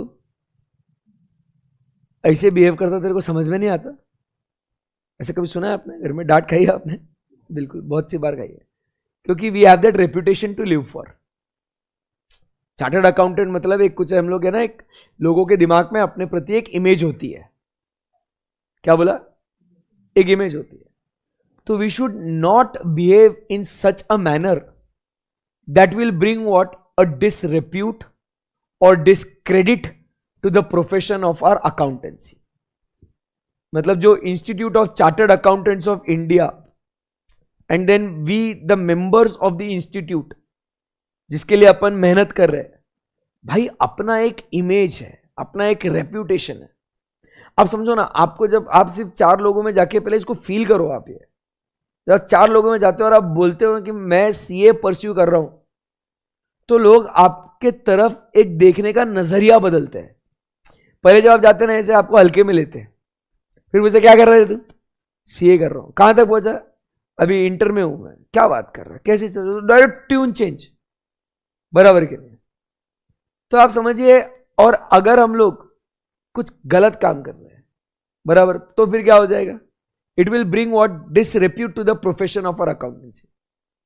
as a chartered accountant, imagine if I am helping people to convert their black money into white. ये काम अच्छा लगता है? सूट करता है अपने को ये एक काम, ऐसे गलत काम करने के लिए? मैं टेररिस्ट को हेल्प कर रहा हूं मैं टू गेट और procure finances from outside. Terrorist लोगों को मैं ना हेल्प कर रहा हूं, यहां वहां से पैसा तुमको अरेंज करके देता हूं मैं, मेरे को भी कमीशन दो बीच में। Do you think this is right? No. So you should not behave in a manner which will bring what? Disrepute to the profession of the accountancy. Clear है एकदम? सो क्या लिखा हुआ यहां पे? It requires accountant to comply with the relevant laws. कानून के दायरे में रहते हुए काम करो, कानून को मत तोड़ो। आप तुम सीए होके तुम कानून को ब्रेक नहीं कर सकते, बराबर है कि नहीं? अभी अगर मैं ही बोलूं ना, मेरे सीए को कितनी बार मैं बोलता हूं, वो बोलता है भैया एडवांस टैक्स, वो मेरे को भैया बोलता है, मैं जो सीए मेरा है ना, वो मेरे से जूनियर है वो, तो वो मेरे को बोलता है भैया एडवांस टैक्स भरना है। मैं पूछता हूँ कितनी लाइबिलिटी है, तो एक अमाउंट की लाइबिलिटी बोल देगा। मैं ही उसको पूछता हूँ भाई कुछ कम नहीं होगा क्या? आई आस्क हिम भाई कुछ कम नहीं होगा। बीइंग एज अ नॉर्मल आदमी अपन टैक्स है ना, तो अपन भाई कुछ कम नहीं होगा क्या यार? वो मेरे को डायरेक्ट एक हर बार का एक कॉन्वर्सेशन हमारा फिक्स्ड है वो, भैया आप खुद सीए हो, आप देख लो। बोले ठीक है भाई भर दे, because we ourselves have to first comply with the law. We cannot go beyond the law. बराबर है कि नहीं? So that is the behavior. We have to comply with the law, regulation and avoid any conduct. ऐसा कोई काम नहीं करना है that the accountant knows or should know might discredit the profession of what accountancy. अपने profession का नाम अपन ने खराब नहीं करना भाई। समझा क्या बात को? इसीलिए एट एसपीसी ऑल्सो ना हम लोग भी कि जितना भी एडमिशन होता, एक भी रुपए किसी का कैश में नहीं लेते, 100% वाइट, टेंशन ही नहीं भाई। अब सोचो ना, कल चल के अगर इनकम टैक्स डिपार्टमेंट आ गया, अपन कैश में ले रहे पैसा, टैक्स ही नहीं, बता ही नहीं रहे बच्चे एडमिशन है, एंड वीडियो डाल रहे इंस्टाग्राम पे, सो मेनी स्टूडेंट, आएगा ना इनकम टैक्स पे कि you are showing so many number of kids, उनके पास पैम्पलेट रहेगा फीस का, तुम लोग जैसे हिसाब लगाते कितना पैसे कमाते हैं। इनकम टैक्स डिपार्टमेंट को क्या कम टाइम लगेगा कि वो तो तुमसे बहुत होशियार है वो, सही है कि नहीं? और सोचो फिर अगर धरा गए ऐसे, तो फिर क्या बोलेंगे यार, समाज में क्या इज्जत रह जाएगी? खुद सीईओ के बच्चों को सिखा रहे हैं, पढ़ा रहे हैं, और देखो इनके लक्कन, तो गलत हो गया ना भाई ये तो। समझ रहा है बात को? तो अपन ने एज अ चार्टर्ड अकाउंटेंट अपना प्रोफेशनल बिहेवियर कैसा होना चाहिए कि हमने we have to stay within the law, बराबर के नहीं? सो क्या लिखा हुआ है? We have to comply with, ये ध्यान में रखना है वर्डिंग्स, बराबर के नहीं? प्रोफेशनल बिहेवियर मतलब क्या है? ऐसा प्रोफेशनल बिहेवियर मतलब कानून के दायरे में रहना है। We have to comply with the relevant laws and regulation and should not do any such act, that is avoid conducting any of the activity that brings what discredit to the profession. अपने profession का नाम खराब नहीं होना चाहिए। जैसे मैंने examples भी क्या दिए आपको, किसी को ब्लैक का पैसा व्हाइट करके दे रहा हूं मैं, बराबर? बहुत लोग बैठते ऐसे, कभी ऐसे तुम ऐसा जाओगे ना ऐसी, तो जो क्लोज कनेक्शन में होता ना लोग ऐसे, अच्छा ये करा के दे दूंगा मैं, ऐसे लोग होते हैं, but that is not right, right? तो अगर वो सीए का नाम सामने आ गया तो फिर तो गलत हो गया ये तो काम। ऐसा a professional accountant shall not knowingly engage in any employment, occupation or activity that impairs मतलब reduces, affects negatively or might impair। एक तो आप अफेक्ट हो रहा है या अफेक्ट हो सकता है क्या? द इंटीग्रिटी, अब आपको इन शब्दों के मतलब पता है ना?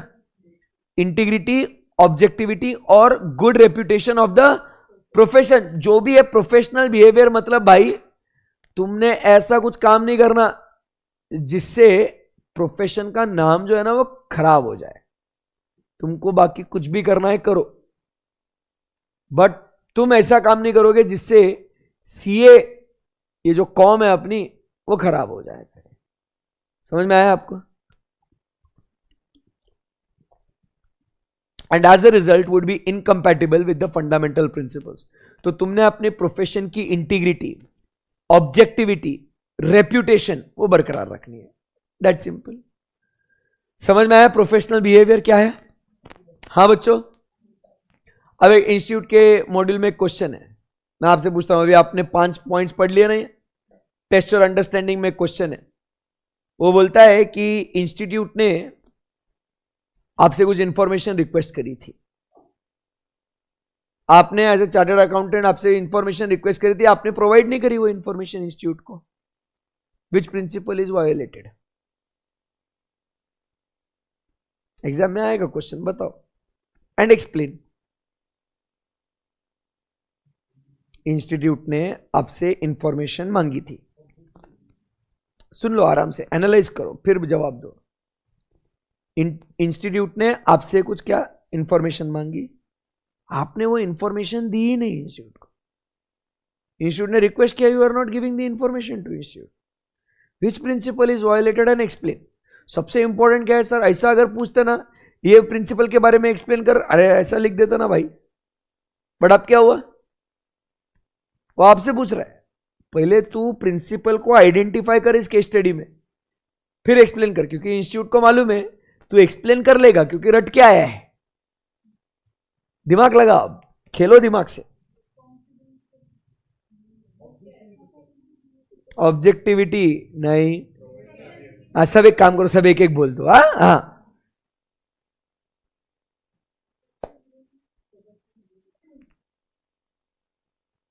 बताओगे हम आपको, ऐसा क्वेश्चन है भाई?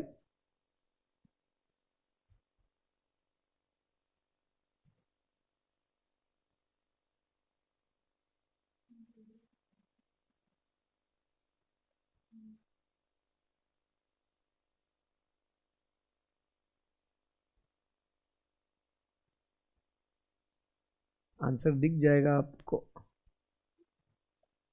ठीक है देख लो, कोई बात नहीं। क्या लिखा है यहां पे?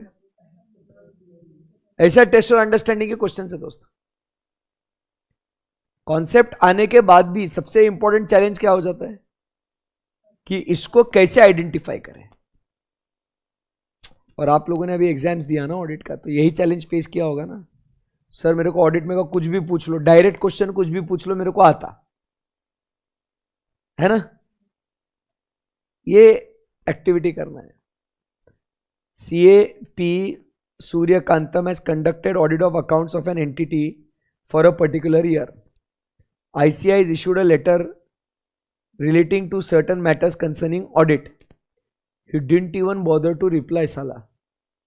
बताओ, और तू CA है ना, अब तुम ये इंटीग्रिटी वगैरह सब बोल रहे हो, थोड़ा लॉजिक लगाने का। इंटीग्रिटी मतलब कॉन्सेप्ट कैसे आपको ऐसा कोरिलेट कैसे करने का, ऐसा रटके नहीं जाने का, इसके स्टडी का आंसर वो है करके लॉजिक लगाओ। इंटीग्रिटी मतलब क्या बोलता है? Honest, straightforward, truthful. इसमें ऑनेस्ट स्ट्रेट फॉरवर्ड रिप्लाई नहीं किया, ऑनेस्ट स्ट्रेट फॉरवर्ड ट्रूथफुल का कुछ सवाल ही नहीं। ऑब्जेक्टिविटी मतलब कॉम्प्रोमाइजिंग प्रोफेशनल जजमेंट, कहां प्रोफेशनल जजमेंट की बात हुई?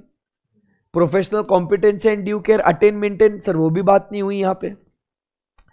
उसके बाद अपन बात करते हैं कॉन्फिडेंशियलिटी, सीक्रेसी। नहीं भाई, इंस्टीट्यूट ने मांगा है तो इंस्टीट्यूट को तो जवाब देना ही पड़ेगा। इंस्टीट्यूट भी तो अपने आप में कानून है और CA से ही मांग रहा है तेरे से। अगर इंस्टीट्यूट ने कुछ इंफॉर्मेशन मांगी तो तू नहीं देगा क्या? फिर प्रोफेशनल बिहेवियर में क्या बोला? Comply with what? Laws, regulation, acts, rules. तो ये ICI ने अगर आपसे कुछ इंफॉर्मेशन मांगी तो you have to comply with the institute. Institute अपने आप में आपकी मदर बॉडी है भाई। तो आपने क्या किया? रिप्लाई नहीं किया ना आपने। सो क्या हुआ? Professional behaviour. देखो कैसा क्वेश्चन है, देखा क्या? मैं झूठ नहीं बोल रहा था। Discuss which fundamental principle governing professional ethics is disregarded by him. So the challenge first here is to you know all the 5 principles, but the challenge over here is what? Identifying that principle. दूसरा देखो कैसा बोला उसने। A chartered accountant in practice issued a certificate showing original cost of plant and machinery as 9 crores to save some regulatory fees. However, original cost of machinery was 15 crores. Which fundamental principle is violated? Integrity. क्योंकि integrity में क्या बोला था अपन ने? उसने क्या होना चाहिए? Honest, straightforward and truthful. He should not be knowingly associated with the wrong reports, certificates or any information that is misleading. ये इंटीग्रिटी में ही पढ़ा था ना। ऐसा पूरा एक्सप्लेन करने का, फिर डिस्कस जब बोलता है तो ये बताने का, here integrity principle is violated because integrity states that. चालू होने का कॉन्फिडेंस बढ़ रहा है क्या? क्योंकि ये कॉन्सेप्ट है, कॉन्सेप्ट के अलावा कुछ नहीं। आप लोग प्रॉब्लम क्या है आप लोगों का? आप लोग सिर्फ क्वेश्चन आंसर्स पढ़ के जाते हैं, आपको लगता है इतना पढ़ लिया खत्म हो जाएगा। ऐसा नहीं है, पहले कॉन्सेप्ट को बिल्ड करना है, फिर आंसर्स क्वेश्चन जाना है। क्लियर है एकदम? So what did we complete? First हमने कंप्लीट किया fundamental principles of professional ethics. सही जा रहे हैं अपन? अब आगे बढ़ते हैं।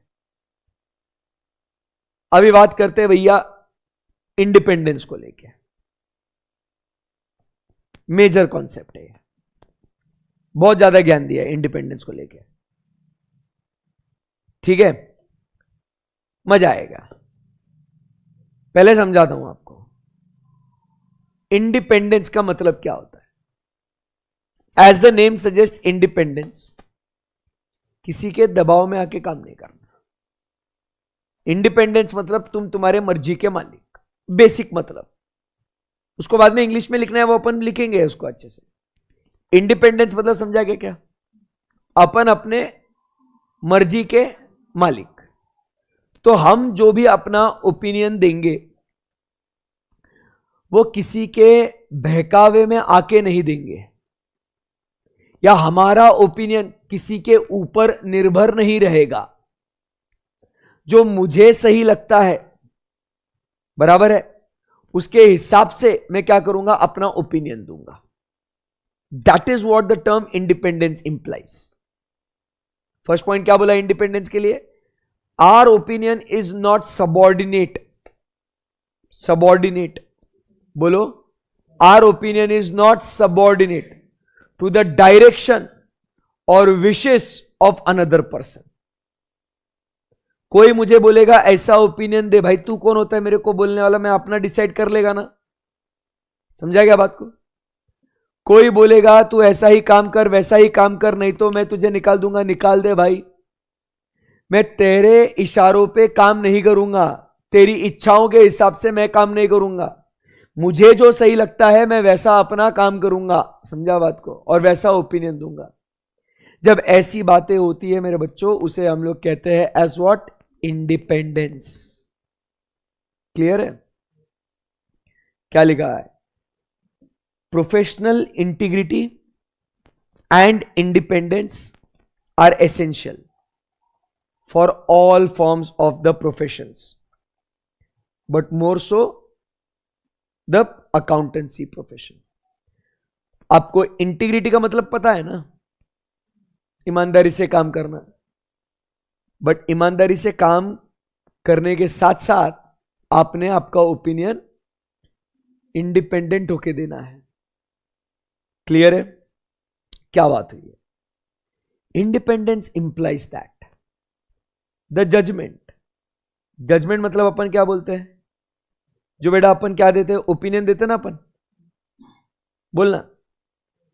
जजमेंट मतलब क्या बोलते हैं? जो अपन अपना ओपिनियन देते हैं। कंक्लूजन। ओपिनियन नहीं समझ में आ रहा तो क्या लिखेंगे? कंक्लूजन।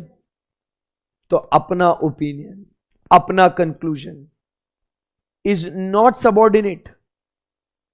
सबॉर्डिनेट मतलब is not dependent upon what? The wishes और direction of another person who might have engaged him और हिज ओन सेल्फ इंटरेस्ट। मैं किसी के कहने सुनने के हिसाब से काम नहीं करेगा दोस्त। इंडिपेंडेंस का मतलब क्या होता है? मेरे को जो सही लगता है वो। It is not subordinate to the directions और wishes of a person, another person who might have engaged me. अब मुझे जिसने हायर किया है, जो क्लाइंट है, वो बोलेगा कि सर एक काम कर दो यार, कहां चेक वेक कर दे, एक काम कर दो, ट्रू एंड फेयर दे दो, ओपिनियन दे दो। अगर ऐसा मैंने किया तो क्या बोलूंगा मैं? क्या कॉम्प्रोमाइज हो गया अपना? इंडिपेंडेंस कॉम्प्रोमाइज हो गया ना अपना। क्या कॉम्प्रोमाइज हो गया बच्चे? इंडिपेंडेंस। वो बोल रहा है सर आप है ना कोई भी फ्रॉड को रिपोर्ट मत करो सर, अभी हमारे कंपनी के लिए बहुत टेस्टिंग टाइम्स है, अगर आप ये रिपोर्ट कर दोगे फ्रॉड तो सर प्रॉब्लम हो जाएगी सर। तो मैं उनकी इच्छा ही है, वो मेरे पे इंपोज नहीं कर रहे, बट अपनी इच्छा व्यक्त कर रहे। करूं मैं उनके मर्जी के हिसाब से, उनके विश के हिसाब से? नहीं। So what is independence? बोलो, स्टेटमेंट बनाएंगे। इंडिपेंडेंस इंप्लाइज, बोलो बच्चों, थक गया मेरा बच्चा, बोलो। इंडिपेंडेंस इंप्लाइज, देख के बोलो, कोई दिक्कत नहीं है, बट बोलना जरूरी है, अभी नहीं तो कभी नहीं, ठीक है ना? बोलो, independence implies judgement of a person is not subordinate to the directions और wishes of another person who might have engaged him और to his own self interest. कभी कभी मेरा खुद का इंटरेस्ट होगा ना, मान लो SPC, Arshad Jaju is a practicing chartered accountant, conducting audit of SPC. Do I have financial interest in SPC? तो इसके लिए मैं अच्छे रिपोर्ट्स देगा, तो it is my own self interest. I am not working और giving clean opinions because it is a request from the management और it is their wish, but मेरा खुद का इंटरेस्ट है, इसके लिए मैंने क्या किया, अच्छा ओपिनियन दिया. So this also affects what, independence. तो एमसीक्यू में ध्यान में रखना, इंडिपेंडेंस कब कब अफेक्ट होगा, when you are working according to the directions or wishes of another person, or even if your own interest is there in the auditee. Auditee कौन है? ऑडिटी, ऑडिटी मतलब क्लाइंट, ऑडिटर जैसे अपन बोलते हैं ना, कॉन्ट्रैक्टर, कॉन्ट्रैक्टी, पेयर, पेई, वैसे यहां पे ऑडिटर एंड ऑडिटी. सो ऑडिटी में अगर अपने ऑडिटर को फाइनेंशियल इंटरेस्ट है और उस वजह से वो रिपोर्ट्स उसके गलत दे रहा है, तो यहां पे क्या अफेक्ट हुआ उसका, इंडिपेंडेंस. समझ में आया आपको? सो एक बार फटाफट बोल दो definition of independence. Judgement of a person is not subordinate to the directions और wishes of another person who might have engaged him. Clear है? और is own self interest. Clear एकदम? फर्स्ट पॉइंट के बाद चलिए आगे बढ़ते हैं. सेकेंड पॉइंट क्या कहता है? It is not possible to define independence precisely. Rules of professional conduct dealing with independence are framed. Rules are framed with certain objective, but the rules themselves cannot create or ensure existence of independence. अपना independence को secure करने के लिए है ना, आपको पता है क्या, बहुत सारे रूल्स है. कभी आज तक आपको ऐसा फोन आया है कि कोई भी सीए के ऑफिस से कि हेलो, हम XYZ चार्टर्ड अकाउंटेंट्स बात कर रहे हैं भाई, हम लोग बहुत सालों से प्रैक्टिस कर रहे हैं, एक बार तो आप हमसे रिटर्न फाइल करा लीजिए, एरर फ्री रिटर्न फाइल करेंगे, बहुत मतलब आपको कोई दिक्कत नहीं आएगी. एक काम करो, आप है ना जून में फाइल करा लो, हम आपको 50% ऑफ देंगे, offer available for limited period only, terms and conditions apply. कभी आया है ऐसा आज तक आपको फोन? नहीं आया. कभी आपने ये सीए के ऑफिस के ये बड़े बड़े ऐसे बोर्ड कभी देखे क्या आपने? ऐसा फुल एकदम ऐसा बड़ा बोर्ड, फुल एलईडी लाइट, एकदम पूरा ऐसा झगमग झगमग, ऐसा बड़ा लाइट देखा है क्या? नहीं देखा. क्यों? क्योंकि सीए का बोर्ड देख के थोड़ी ना कोई ऑडिट करवाने जाएगा उनके पास. रास्ते से चल रहे थे, देखो अबे भाई क्या भारी बोर्ड है यार, अच्छा देखने को तो अच्छा ऑफिस लग रहा है, चल यार ऑडिट करा के आते हैं यार, इनको ऑडिटर अपॉइंट कर लेते हैं. कपड़े खरीदने जा रहा है क्या भाई? कपड़े की दुकान में अपन एंटर कैसे करते हैं? अगर वो बाहर से अट्रैक्टिव दिखती है दुकान, तो हम लोग वो कपड़े के शॉप में जाते हैं, भाई इनका बहुत तामझाम दिख रहा है, लाइट बहुत भारी है. तो कपड़े की दुकान में जाते वैसे ऑडिटर सीए के ऑफिस में थोड़ी जाएंगे अपन. हाँ, कभी आपने से टीवी न्यूज़पेपर्स पे एडवर्टीजमेंट देखा आपने? नहीं. क्यों नहीं करते चार्टर्ड अकाउंटेंट्स ये सब काम? हम लोग चार्टर्ड अकाउंटेंट्स क्यों नहीं करते? अलाउड नहीं है. अपना सीए एक्ट बोलता है ये सब नहीं कर सकता. लाला क्या बात कर रहे सर, नहीं कर सकते? नहीं पता था ना, नहीं कर सकते. पान वाले का बोर्ड बड़ा होता है सीए ऑफिस से, देखना कभी सही में. आजकल तो भी सीए वाले थोड़ा थोड़ा बड़ा बोर्ड बनाने लग गए, थोड़ा बहुत, बट ओरिजिनली अगर आप देखोगे तो ऐसे छोटू सा, ऐसा है ना, नेम प्लेट जैसा छोटू सा बोर्ड होता है. क्योंकि इंस्टीट्यूट का कहना क्या है कि तुम्हारा काम से नाम बनना चाहिए, तुम्हारे एडवर्टीजमेंट, ये इससे तुम्हारा नाम नहीं बनना है या इससे तुम्हारे पास क्लाइंट नहीं आना है. सो this is the rules that institute have framed under the code of ethics. ये तुम सीए फाइनल में पढ़ोगे. तो उसके हिसाब से क्या हो रहा है भाई, तुम्हारा जो है ना काम है. अब रूल्स ऐसे फ्रेम किए तो इससे इंडिपेंडेंस सिक्योर होगा ना. क्योंकि आप क्या होगा, अगर तुम लोगों को मार्केटिंग कर करके एडवर्टीजमेंट करके क्लाइंट को बुलाओगे, आना मेरे को ऑडिट देना, यार मेरे को ऑडिट देना, चलो तुम आ भी गए ऑडिट कर. अब मैं अपना पूरा एकदम बढ़िया तरीके से काम कर रहा हूं और मैं क्या बोल रहा हूं, अरे सर आपके इसमें ना फ्रॉड है सर, मैं रिपोर्ट करेगा इसको. बोले फ्रॉड और क्या रिपोर्ट कर रहा है, मेरे को क्या बोल रहा हो, फ्रॉड क्या रिपोर्ट कर रहा है, चल मैं जा रहा हूं दूसरे सीए के पास. तो मैंने तो इतनी मिन्नतों से इसको बुलाया था. अब अगर इसके जैसा ये जैसा कह रहा है, अगर वैसा नहीं सुनूंगा तो वो तो चला जाएगा, मेरे को निकाल देगा वो. तो मेरा इंडिपेंडेंस अफेक्ट हुआ ना. तो I am working as per the directions और wishes of a person who have engaged him. इसीलिए ये रूल्स है. समझ में आया. बट अब कहानी का दूसरा हिस्सा, आपको क्या लगता है, रूल्स है तो इंडिपेंडेंस इंश्योर कर सकते हैं हम लोग, गारंटी दे सकते हैं कि भाई इंस्टीट्यूट ने बोला इससे नहीं कर सकते, तो भाई अब ये चार्टर्ड अकाउंटेंट का इंडिपेंडेंस सही में सिक्योर हो गया भाई, बोल सकते हैं ऐसा. रूल्स है बट क्या लोग इसे कंप्लाई कर रहे हैं क्या, वो भी तो इंपॉर्टेंट है. रूल्स होना डज नॉट डिफाइन कि इंडिपेंडेंस हैज करके. समझा क्या बात को. लोग इनडायरेक्टली मार्केटिंग करते होंगे. नहीं तो मुझे एक बात बताओ, मैं यहां पे ऑफिस खोल के बैठा हूं, मैं क्लाइंट आएगा क्या मेरे पास, जब तक मैं लोगों को बताऊंगा नहीं तब तक लोग आएंगे कैसे मेरे पास. मैंने बढ़िया सा एकदम इधर ये ऑफिस इधर चल बाहर लगाता हूं, Harshad Jaju and associates chartered accountant, firm registration number, membership number, Prestige point पे ये ऑफिस में. कौन आएगा मेरे पास, कितने साल लगेंगे एक क्लाइंट को आने के लिए.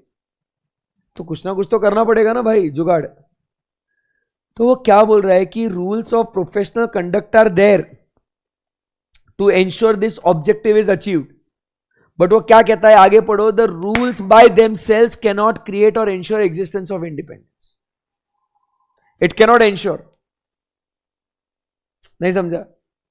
ट्रैफिक सिग्नल के रूल्स है कि नहीं, बट सब लोग फॉलो करते हैं क्या, रूल है ना.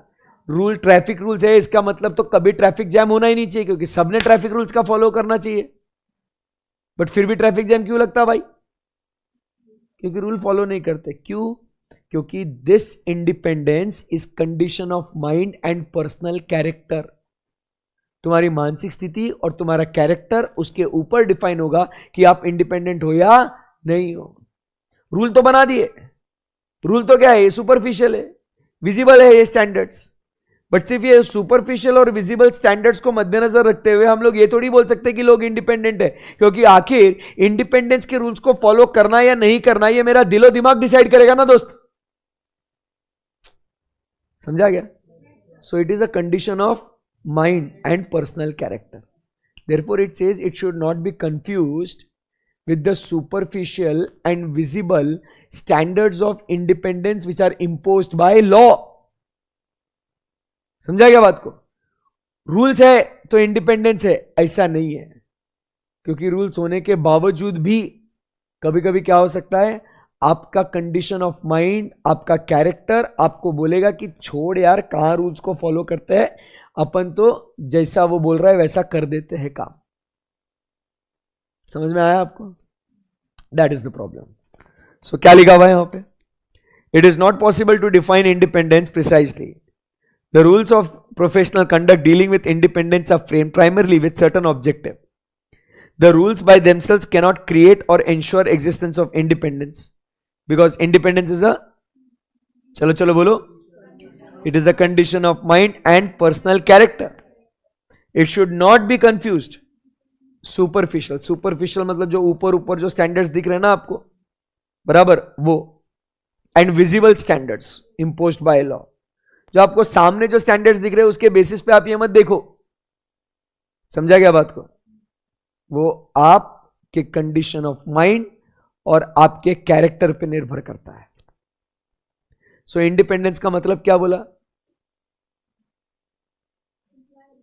Hello, judgement is not subordinate to the directions or wishes of the person who might have engaged him or his own self-interest.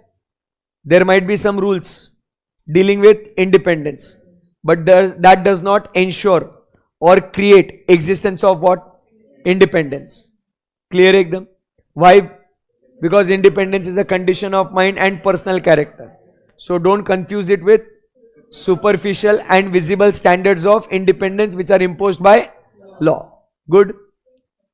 आगे, these legal standards may be relaxed or strengthened, but the quality of independence remains unaltered. Independence को लेके rules कम ज्यादा हो सकते हैं, जैसे अपन ने कहा आप मार्केटिंग नहीं कर सकते as a CA practitioner, but institute बोलता है कि आप राइटअप्स इशू कर सकते हो। What is write ups? भाई आप क्या काम करते हो, what are the services that you provide, ऐसा एक पर्ची बांट सकते हैं आप, वो अलाउड है। समझा गया? आप वेबसाइट बना सकते हैं, वो अलाउड है। तो इससे लोगों तक आप पहुंच सकते हो कि आपका ऑफिस कहां है, आप क्या काम करते हो। नहीं तो आप कभी भी, आप कोई भी इंसान बोलेगा मैं प्रैक्टिस करेगा ही नहीं। फिर जब मैं लोगों को पहुंचा ही नहीं सकता मेरी बात, तो मैं कैसा प्रैक्टिस करके बिजनेस स्टार्ट करेगा? अरे मेरे नहीं है कॉन्टैक्ट सर। समझ में आया क्या आपको? सो ऐसा इंस्टीट्यूट क्या कर सकती है, वो रूल्स को टाइट कर सकती है या उसको लूज कर सकती है। बट टाइट करे या लूज करे, इंपॉर्टेंट क्या है? इंडिपेंडेंस होना बहुत जरूरी है। The independence principle remains what? Unaltered, unchanged, unaffected. Are we good? Now let's define independence. हमने कहा था ना, independence is of mind and personal character. तो इसमें बोलता है इंडिपेंडेंस को डिफाइन करने के लिए there are two perspectives which are interlinked. ठीक है ना? There are two principles that are what? Interlinked. वो दो प्रिंसिपल्स कौन से है? Independence of mind and independence of appearance. Independence of mind mentally, appearance मतलब विजिबली। माइंड से you should be independent first. The term independence of mind implies that it is that state of mind. पहले English में सुन लो। It is that state of mind which permits मतलब allows, provision मतलब giving of opinion. It allows giving opinion without being affected by influences. Independence of mind मतलब तुम्हारा mind इतना strong है कि आप किसी के बहकावे में नहीं आओगे। आप किसी के कहने सुनने से आपका डिसीजन नहीं बदलोगे। जो आपको सही लगता है, जो आपको ठीक लगता है, आप वही काम करोगे। उसको क्या बोलते हैं अपन? Independence of mind. So independence of mind, repeat after me, independence of mind is that state of mind which permits the provision of an opinion without being affected by influences. समझ में आया? thereby permits or allows the auditor to act with integrity. integrity मतलब समझते हो ना? अभी क्या बोलते हैं integrity मतलब? Honest, straightforward. अगर मैं इंडिपेंडेंस ऑफ माइंड है तो I can act with what? Honestly, straightforward, truthful, बराबर के नहीं, फेयर। उसके बाद objectively, I will not compromise my professional judgement because of bias, conflict of interest और अनड्यू इन्फ्लुएंस। अगर मैं ऑब्जेक्टिव हूं तो मैं इंडिपेंडेंट हूं, ऐसे बोला था ना? सो ऑब्जेक्टिविटी। एंड लास्ट में क्या है? Exercise professional scepticism. उसके बारे में हम लोग आगे पढ़ेंगे। क्लियर एकदम? Understood what is independence of mind? फिर से एक बार, what is independence of mind? It is that state of mind, वो मानसिक स्थिति है, बराबर है, जो क्या करता है, permits provision of an opinion without being affected by influences.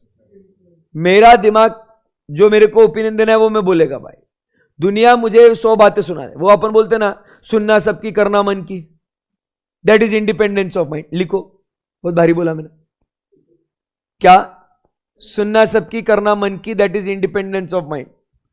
मैं लोग जैसा बोलेंगे वैसा काम नहीं करेगा भाई। It is that state of mind which will permit the provision of an opinion without being affected by influences.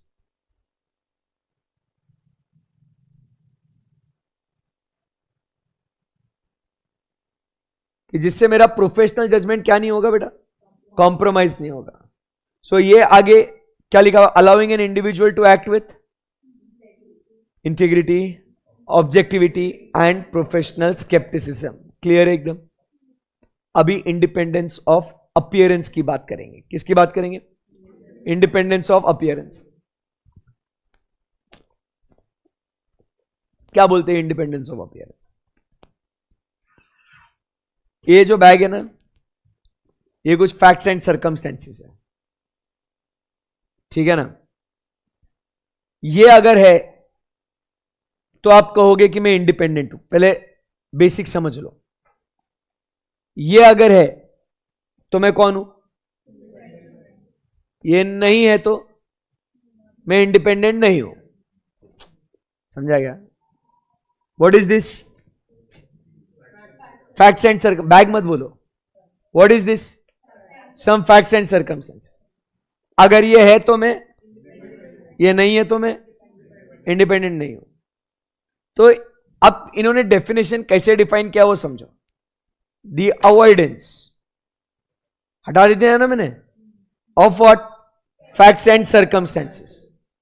और ये फैक्ट्स एंड सर्कमस्टेंसेस अगर आप अवॉइड करते हो तो इट इज सो सिग्निफिकेंट कि तीसरा व्यक्ति देख के ही बोलेगा, देख साले का इंटीग्रिटी, ऑब्जेक्टिविटी और प्रोफेशनल स्केप्टिसिज्म कॉम्प्रोमाइज हो गया, ये इंडिपेंडेंट नहीं है। खत्म ना भाई। वापस से, ये है, अभी पूरा बोलो। The avoidance of the facts and circumstances are so significant कि अपीयरेंस है ना, अपीयरेंस कि ये बातें अगर उस इंसान में नहीं हो तो कोई भी बोलेगा देख इसका इंटीग्रिटी, ऑनेस्टी बराबर, इसकी ऑब्जेक्टिविटी और प्रोफेशनल स्केप्टिसिज्म कॉम्प्रोमाइज हो चुका है। और जब इंटीग्रिटी, ऑब्जेक्टिविटी और प्रोफेशनल स्केप्टिसिज्म अगर किसी इंसान का कॉम्प्रोमाइज हो जाए तो हम क्या बोलेंगे? वो इंडिपेंडेंट ही नहीं है। उसको देख के बोलेंगे कि ये इंडिपेंडेंट नहीं है करके। सही है एकदम? जैसे अभी फॉर एग्जांपल आप देख के बोल रहे हो, भाई देखो कोई भी रिपोर्ट पे है ना साइन कर देता है वो बिना सोचे समझे। कैसा काम करता है? चल अपना, मेरे को लगता है अपना काम हो जाएगा, अपन जैसे बोलेंगे वो कर देगा। आपने उसका इंडिपेंडेंस है या नहीं कैसे जज किया? उसको देख के। और आपने क्या देखा कि उसमें जो है ना इंटीग्रिटी नहीं दिख रही, उसमें उसकी इंटीग्रिटी कॉम्प्रोमाइज हो गई है। इंटीग्रिटी कॉम्प्रोमाइज हो गई तो आप क्या बोलोगे? भाई ये इंडिपेंडेंट नहीं है, ये अपन जैसे बोलेंगे ऐसा काम करेगा। ये देख के बोल रहा हूं मैं, वो अपन जैसा बोलेगा ऐसा काम करेगा। समझा क्या बात को? अरे वो जो क्लाइंट है ना, उसमें उसको खुद का पैसा अटका हुआ है, तो मेरे को नहीं लगता वो ठीक से काम करेगा वो। अब तुमने जाके उससे पूछा, उसकी बुद्धिमत्ता चेक करी तुमने, बट तुमने कैसा उसके इंडिपेंडेंस पे क्वेश्चन मार्क उठाया? भाई अपीयरेंस की दिख रहा है भाई उसका पैसा है, अटका है वहां पे। समझ रहा है क्या? अरे उसके पापा की कंपनी है। तेरे को क्या लगता है वो बराबर बोलेगा कि इधर फ्रॉड है करके? हाँ, क्यों? क्या दिखा तुमको? पापा की company. That is independence of appearance रे भाई। समझा क्या बात को? इंडिपेंडेंस ऑफ अपीयरेंस मतलब क्या कि भाई अगर वो चीजें हटा दो, पापा की कंपनी नहीं है बराबर है, उसका खुद का फाइनेंशियल इंटरेस्ट नहीं है वहां पे, बिना सोचे समझे वो रिपोर्ट्स को साइन नहीं करता, वो चीजें है, तो अपन क्या बोलेंगे? देख कहां कॉम्प्रोमाइज हो रहा, कुछ भी बराबर कर रहा है कि नहीं। बट वो चीजें हटा दो, लगेज बोलेंगे देख कॉम्प्रोमाइज हो गया। अंडरस्टूड क्या? सो ऐसा अपीयरेंस मतलब देख के सिंघम, सिंघम ब्राइब देने की कोशिश करेगा तो सिंघम को अंडर द टेबल रोर करेगा क्योंकि वो क्या, उसका कैरेक्टर कैसे बिल्ड किया उन्होंने कि ईमानदार पुलिस ऑफिसर है बाय अपीयरेंस। अब वो लेता होगा नहीं लेता होगा मालूम नहीं, बट अपन जो देख रहे हैं उसमें क्या समझ में आता, अब भाई ये तो गड़बड़ नहीं करेगा, समझ में आएगा आपको। That is independence of appearance. Are we good? Okay, अभी ये बेसिक बेसिक पॉइंट्स ही है, हम लोग इसको स्टडी करते हैं। तो पहले इंडिपेंडेंस के क्या क्या पॉइंट्स हो गए समझ में आएगा आपको। आपने क्या करना है, आपके नोटबुक में इसका जो समरी है वो आपने लिखते जाना है। फर्स्ट पॉइंट क्या बोला सर ने कि किसी के इशारों पे नाचना नहीं, ऐसा नहीं बोला मैंने, बट बस बता रहा हूं कि it is our opinion is not subordinate to the wishes. Second point में क्या बोला, कितने ही रूल्स होने दो, वो रूल्स इंश्योर नहीं करेंगे कि इंडिपेंडेंस होंगे ही करके, बराबर है कि नहीं। थर्ड पॉइंट क्या बोला, because independence is a condition of mind and personal character. तो माइंड के लिए क्या बोला, सुनना सबकी, करना मन की। फिर अपीयरेंस में क्या बोल रहे हैं अपन कि the avoidance of facts and circumstances, कुछ बातें हटा दो तो दिखेगा कि देख भाई ये बातें नहीं है तो ये कॉम्प्रोमाइज हो गया, ये बातें रहेंगी तो ही वो इंडिपेंडेंट है। समझा बात को? आगे नेक्स्ट पॉइंट, आगे बढ़ते हैं। इंडिपेंडेंस ऑफ ऑडिटर में क्या बोलता है, the auditor is not only suppose to be exist but also appear to be so to all the reasonable persons. मतलब है ना, आप इंडिपेंडेंट हो ये तो होना जरूरी है, बट आपने जो रीजनेबल पर्संस है उनको आपने दिखना भी चाहिए। मेरे को फर्क नहीं पड़ता लोग मेरे बारे में क्या सोचते हैं, मैं जैसा हूं वैसा हूं, मेरे को मालूम है ना, इधर ऐसा बोल के नहीं चलता, बराबर के नहीं। आप जब आपके दोस्तों के साथ झगड़ा होता है और पीठ पीछे कुछ थोड़ा अपना चालू है, मेरे को नहीं फर्क पड़ता वो मेरे बारे में क्या सोचता है, मैं जैसा हूं वैसा हूं, भाई इधर फर्क पड़ता है। आपने इंडिपेंडेंट भी होना चाहिए और आपने जो रीजनेबल पर्सन है ना, investor, shareholder, banker, creditor, इन लोग को दिखना भी चाहिए कि भाई तू इंडिपेंडेंट है करके। समझा क्या? क्योंकि तभी वो तेरे काम को जज करेंगे, जब तक तू दिखेगा नहीं, बराबर कि नहीं, वो लोग जज नहीं कर पाएंगे कि ये काम सही है या नहीं है। इसीलिए तेरे को दिखना भी बहुत जरूरी है। Your presentation is going to conclude about your independence rather than your condition of mind. तूने करा होगा बहुत अच्छा, हमको क्या मालूम। अदर वे राउंड क्या हो जाएगा, मैं अगर इन्वेस्टर है, अगर मुझे अपियर ही नहीं कर रहा कि ये इंडिपेंडेंट है करके, भले ही वो मेंटली वो इंडिपेंडेंट होगा, वो किसी के बहकावे में आके उसने काम नहीं किया, बट अगर मुझे ही नहीं दिख रहा तो मैं कैसा उसके काम पे भरोसा कर सकता हूं। समझा क्या बात को? तो इसलिए वो क्या बोलता है, इंडिपेंडेंट में क्या बोलता है, it should not only be but also appear to be independent to all the reasonable person. समझ में आएगा आपको? पढ़ो वो पॉइंट।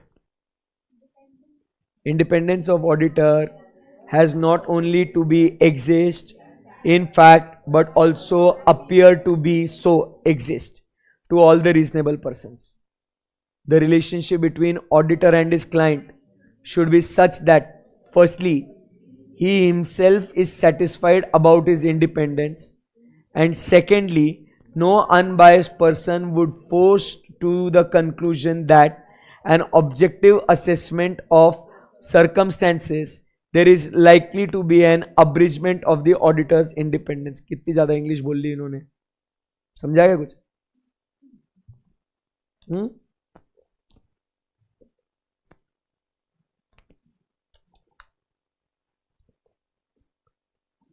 समझाएगा कुछ?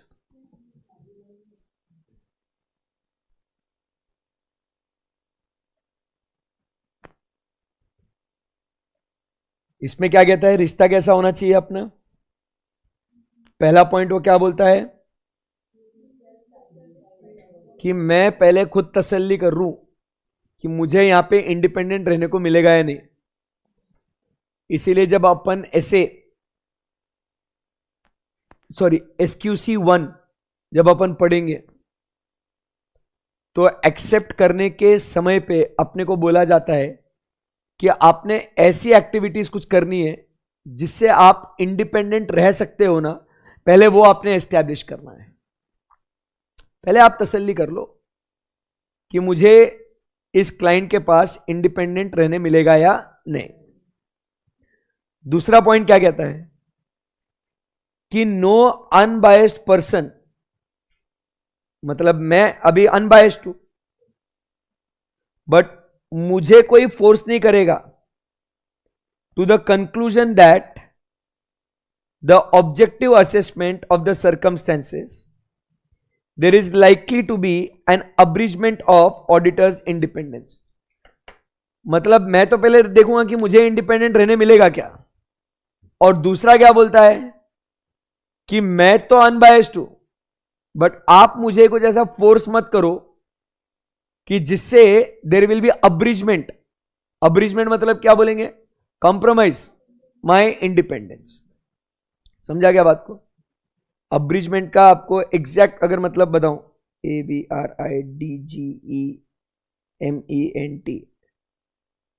Curtailment of rights. लिखो वहां पे, हूं मत करो। अब्रिजमेंट मतलब क्या, कर्टेलमेंट ऑफ राइट्स। और यहां पे ऑडिटर का राइट क्या है, टू बी इंडिपेंडेंट। तो मुझे कोई ऐसा फोर्स मत करो कि मेरा इंडिपेंडेंस क्या हो जाए, उसकी वजह से कॉम्प्रोमाइज हो जाए या कर्टेल हो जाए या रिस्ट्रिक्ट हो जाए। क्लियर है? तो इंडिपेंडेंस के बारे में क्या बोला, you should not only exist but also appear. और ये बातें होने के लिए पहले आपने क्या करना चाहिए, क्लाइंट और ऑडिटर के बीच में एक ऐसा रिलेशन होना चाहिए कि पहले खुद सेटिस्फाई कर लो मैं इंडिपेंडेंट हूं और मुझे कोई फोर्स नहीं करेगा। क्लियर है? Independence of an auditor, basic point है ये। Independence of auditor assumes significance in context of providing confidence to the users.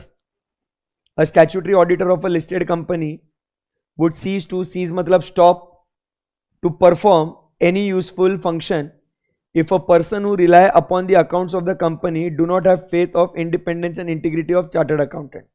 कुछ पल्ले पड़ा क्या आपको? वापस पढ़ेंगे। Independence of auditor assumes what? Significance in providing what? ये तो पता है ना भाई, जितना ज्यादा तुम इंडिपेंडेंट रहोगे उतना ज्यादा हम लोग उस रिपोर्ट पे भरोसा कर सकते हैं। अब वो क्या बोल रहा है, a statutory auditor of a listed company, for example the chartered accountant. Example क्या, चार्टर्ड अकाउंटेंट टीच कर सकता है, सही है ना? He will stop, CA will stop to perform any useful function. कोई भी काम करना वो क्या कर देगा, बंद कर देगा। If the person who rely upon the accounts of the company do not have faith in the independence and integrity of chartered accountant. अगर मुझे आपके इंडिपेंडेंस या क्या बोलते हैं उसको, इंटीग्रिटी पे डाउट है, I do not have faith, तो then that chartered accountant should stop working. इसीलिए तो फिर हम लोग वो प्रोविजंस देखते हैं ना, रिमूवल ऑफ ऑडिटर वगैरह। क्यों आता है ऐसे रिमूवल का प्रोविजन, कि removal of auditor before expiry और appointing auditor other than retiring auditor, ऐसा क्यों प्रोविजंस पढ़ते हैं? क्योंकि अब लगता है कि ये ऑडिटर है ना, वो सही काम नहीं कर रहा है यार, उसके इंडिपेंडेंस के ऊपर या उसके ईमानदारी पे हमें शक आ रहा है। क्लियर एकदम ऐसा। In such cases he is expected to be objective in his approach, fearless and capable of expressing what is honest opinion। इसीलिए लोगों का कॉन्फिडेंस बढ़ाने के लिए उसने क्या करना चाहिए, फियरलेस, ऑब्जेक्टिव, ऐसा काम करना चाहिए। क्योंकि अगर वो उसको लगता है कि उसका इंटीग्रिटी और इंडिपेंडेंस कहीं डगमगा गया तो क्या हो जाएगा, वो ऑडिट छोड़ देगा वो। तो जब तक है तब तक शेर के जैसे काम करने का, एकदम दहाड़ते रहना, एकदम फियरलेस। बट कहीं अगर तुम बिल्ली बन गए तो फिर अपना रास्ता काट लो, मतलब निकल लो वहां से। समझ में आया आपको? So you have to be what, fearless. You have to be objective, unbiased, ऐसा. And this is based upon his training and experience. उसको कैसा ट्रेनिंग मिला है, वो कितना एक्सपीरियंस्ड है, बराबर है. आगे बढ़ सकते हैं. Last point, independence is dependent upon state of mind and character of a person, we all know, but this is a very subjective matter. This is a very subjective matter. पूरा अच्छे से पढ़ना.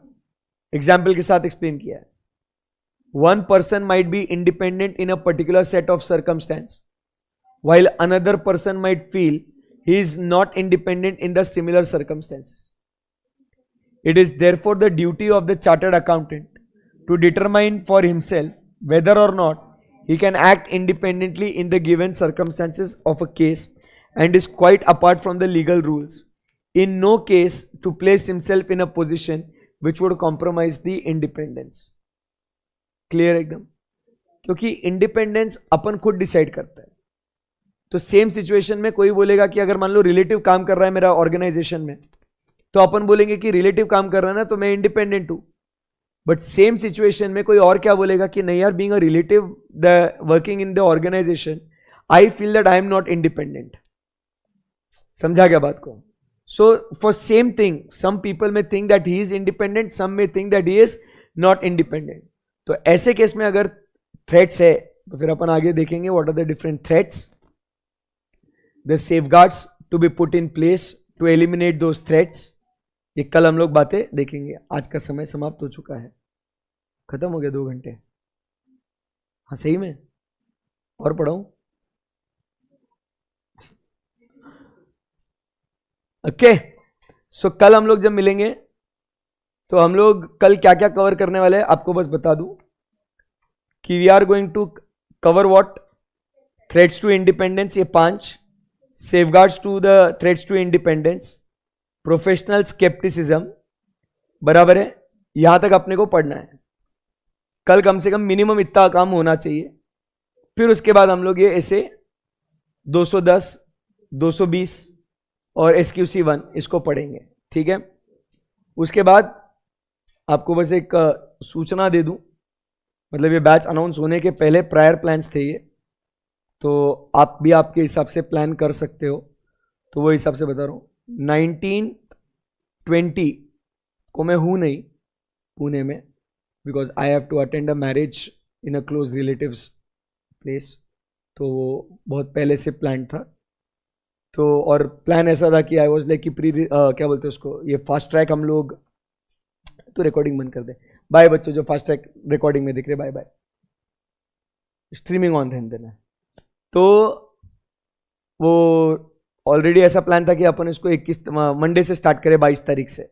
बट फिर ऐसा था कि वो 4-5 दिन भी क्यों वेस्ट करना, फिर तो बेटर है कि 2 दिन बीच में छुट्टी दिया हुआ बेटर है. एंड उसके बाद अपन ये करें. So 19th 20th is what your holiday. ठीक है. अपना 21st is Sunday. So will resume then on Monday. कल लेक्चर है. हेलो, कल लेक्चर है. 19, 20, 21 को लेक्चर नहीं है. फिर उसके बाद मंडे से फिर अपना रूटीन है. फिर no holidays in between. Okay. तो आप भी, आपको कुछ प्लान्स है, कुछ आपके तो प्लान क्या ही है, आपको पढ़ना ही है बस. तो जो भी चीजें हैं वो आप वो हिसाब से मैनेज कर सकते हो. Good. Yes sir. Okay. See you tomorrow guys. Bye bye.